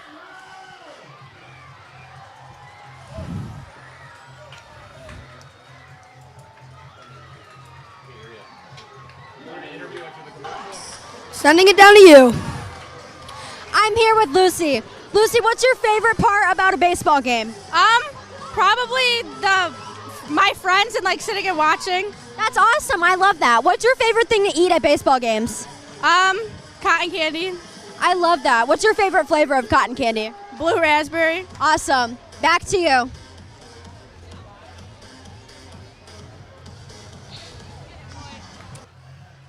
Thank you. Well, it's an exciting night here at Dietrich Park, and who knows, maybe we'll see some more excitement. I know we're going to see fireworks one way or the other. Everyone's Fireworks on the field or fireworks in the sky. Figuratively or literally, we're going to see fireworks. Definitely literally, because it's a beautiful night, and they are getting set up to launch the fireworks here at the conclusion of our game. If Jamestown can make a run, though, this game may not be over with just yet. They have to, though, get on base. They got to play fundamental baseball, and we'll see what happens here with Batavia, who has a new pitcher on the mound, number 18, Reed Markham. And a new catcher. And a new catcher. I'm not sure who that is. Can't see the number from up here. But I do know that it's number 18 on the mound. Reed Markham is from London, Kentucky. Oh, I hate you. London, Kentucky is where he's from. He's a freshman from Lindsey Wilson College. That's like saying Paris, Texas. Yep, Give me he's so dirty. From, or London, Ontario, even. But no, he's from London, Kentucky. Still far away.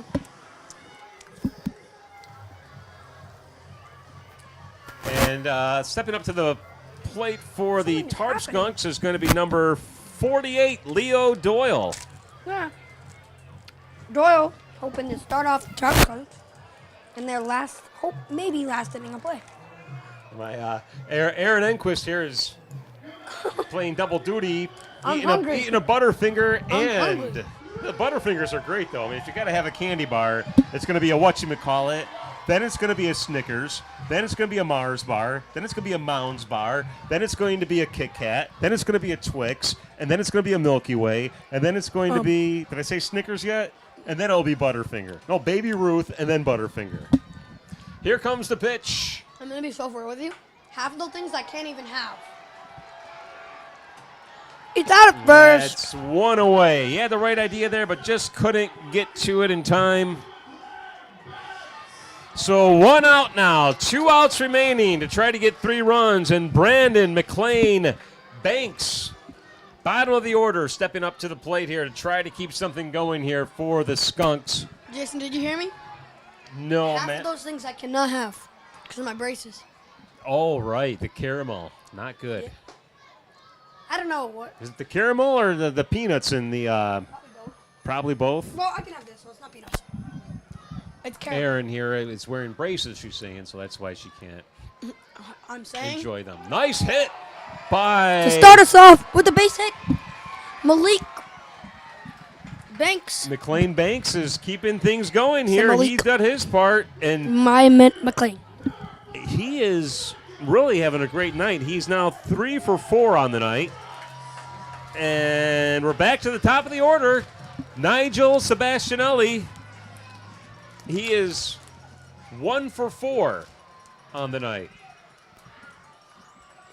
Let's see got what happens a here. Base hit in the 4th inning. Sebastianelli looking for another hit. Desperate at this point. Tries bunting. He's Doesn't showing work bunt out. here, which interesting. Yeah. I know you want to advance the runner here, but you really got to have a perfect bunt. To get it sideways, you and him. To get safe on first and at I second. don't he's here. bunting. He's not. Now he's swinging away, and that's going to be fouled back and out of play. Who's their pitcher? 1-1 the count with 1 out here. Bottom of the 9th inning. Rally caps are on. Fans are making some noise. 2 outs remaining for Jamestown to try to get 3 runs and tie this one up. 7-4 the score here. Jamestown Reed is Markham from London, Kentucky. Kentucky. And so he steps off the box and steps back in. Let's see it. What can Nigel do? Here comes the pitch. That'll be Outside. outside. Ow. I took the last Butterfinger. You know? What do they say? Bake me a piece of your Butterfinger. I don't know. No, it's not. That's Kit Kat. I don't know. 1 out. 2-1 the count, right? Yep. Oh, man, it was triple deuces. And I missed it. My deepest apologies. Foul ball careening into the stands, but I don't think anyone was hurt too much. Somebody put their hand in the air, and that may have helped slow the ball down. He's kind of shaking his hand a little bit, but I probably just saved someone's life. nobody, it could be. Nobody seems to be too hurt, and somebody got a souvenir. That's really what it's all about. Time is called at the mound here, or at the plate, rather. Now we're ready to see the deal. Reed Markham, the pitcher.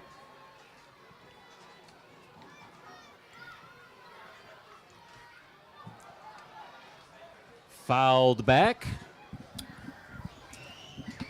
2-2 the count with 1 out. Let's see what happens.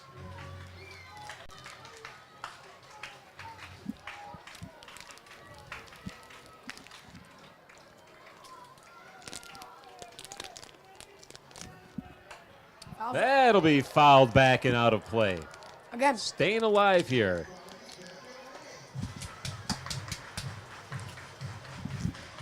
Sebastianelli trying to keep the hopes alive for the Tarp Skunks.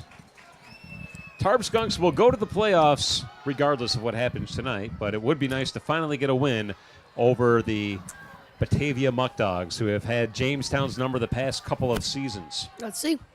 Swings and a foul ball. And some more Staying BGs alive. for you. Staying alive. I mean, this at bat is probably longer than the fireworks. I'm just kidding. What is happening?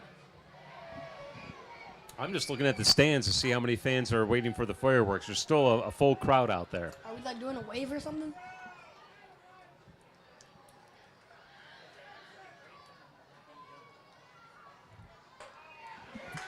That is a high and outside pitch, and we've got a full count now. If he the can, final countdown: he can 3, manage to walk. 3, 2, 1. 3 balls, 2 strikes, 2, 1 out. Let's see what happens.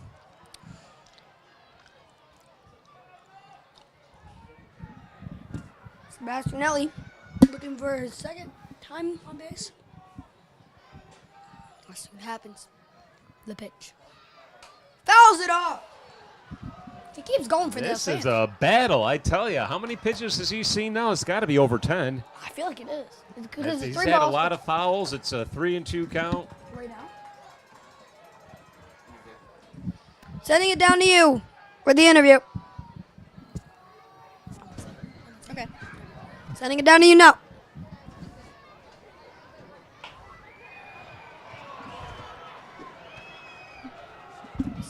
Sending it down to you. I'm here with Colin. Colin, how's the game been going? I think it's been going pretty well. It's fun. And go Skunks. I love the Skunks. They're the best. Amazing. How do you feel about how the game's been going? I've been feeling happy because I'm pretty sure they're winning, so I just want them to win. That's all. Amazing. Thank you so much. Back to you guys. All right. Thank you very much, Hannah, for yet another well-done interview. Jason Sample and Aaron Enquist here. 1 out remaining for the Skunks. 2 outs, bottom of the 9th inning, runner at second. Tying run in the... Not tying. Tying run is now at the on deck. Yes. Right down the middle for a strike. That's the pitch I like. Not down the middle, but a little lower.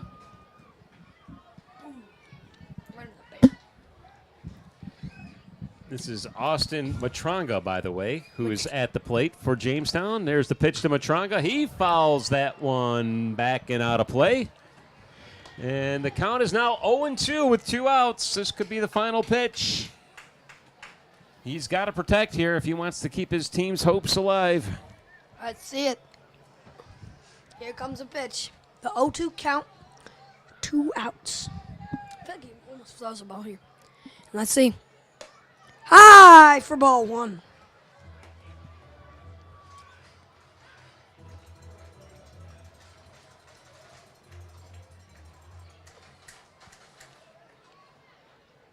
One, two's the count. 2 outs. The pitch. The pitch is pitcher set and the pitch. Ooh, called outside. Just missed the edge of the plate. I think the Muckdogs thought that was going to be strike 3. Everyone started walking in. Triple deuces on the board. Triple deuces. Maybe it's good luck or bad luck. One of the others. And let's see what happens. The 2-2 pitch. And the pitch. Swings! And that ball's hit right to him for 3 outs.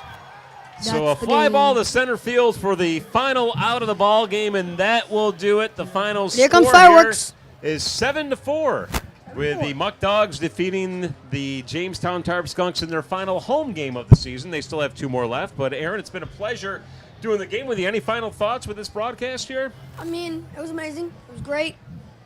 Interview. It was great. It's fun.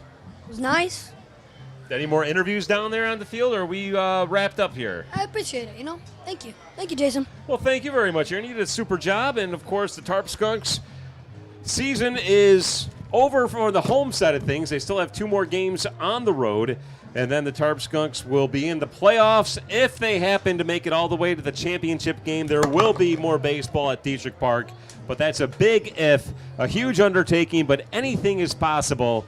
as long as you are in the playoffs. So we'll see what happens with Jamestown for the rest of the season on the road and then in the playoffs. And who knows, maybe there'll be another game here at Dietrich Park for the postseason championship run in the Perfect Game Collegiate Baseball League. Can't But wait in to the see it. meantime, again, the final score here is 7-4. I know that the gang is going to be covering the fireworks. They're going to continue to broadcast the portion of the post-game festivities, the fireworks celebration. But I think our work is done here, Aaron. Once again, thank you so much. Job well done. We'll do it again next year. Aaron Enquist signing off. Jason Sample signing off again. And here comes the fireworks here at Dietrich Park. Thank you. Are you a middle or high school student passionate about journalism, broadcasting, filming, or editing? Join the CCS-TV Community Club. At CCS-TV, you'll get hands-on experience. Amazing. Me and Gia are here live watching these fireworks, and we're just blown away by their beauty. Gia, do you have a comment? No. Amazing. I am just so mesmerized by these beautiful flashes of color.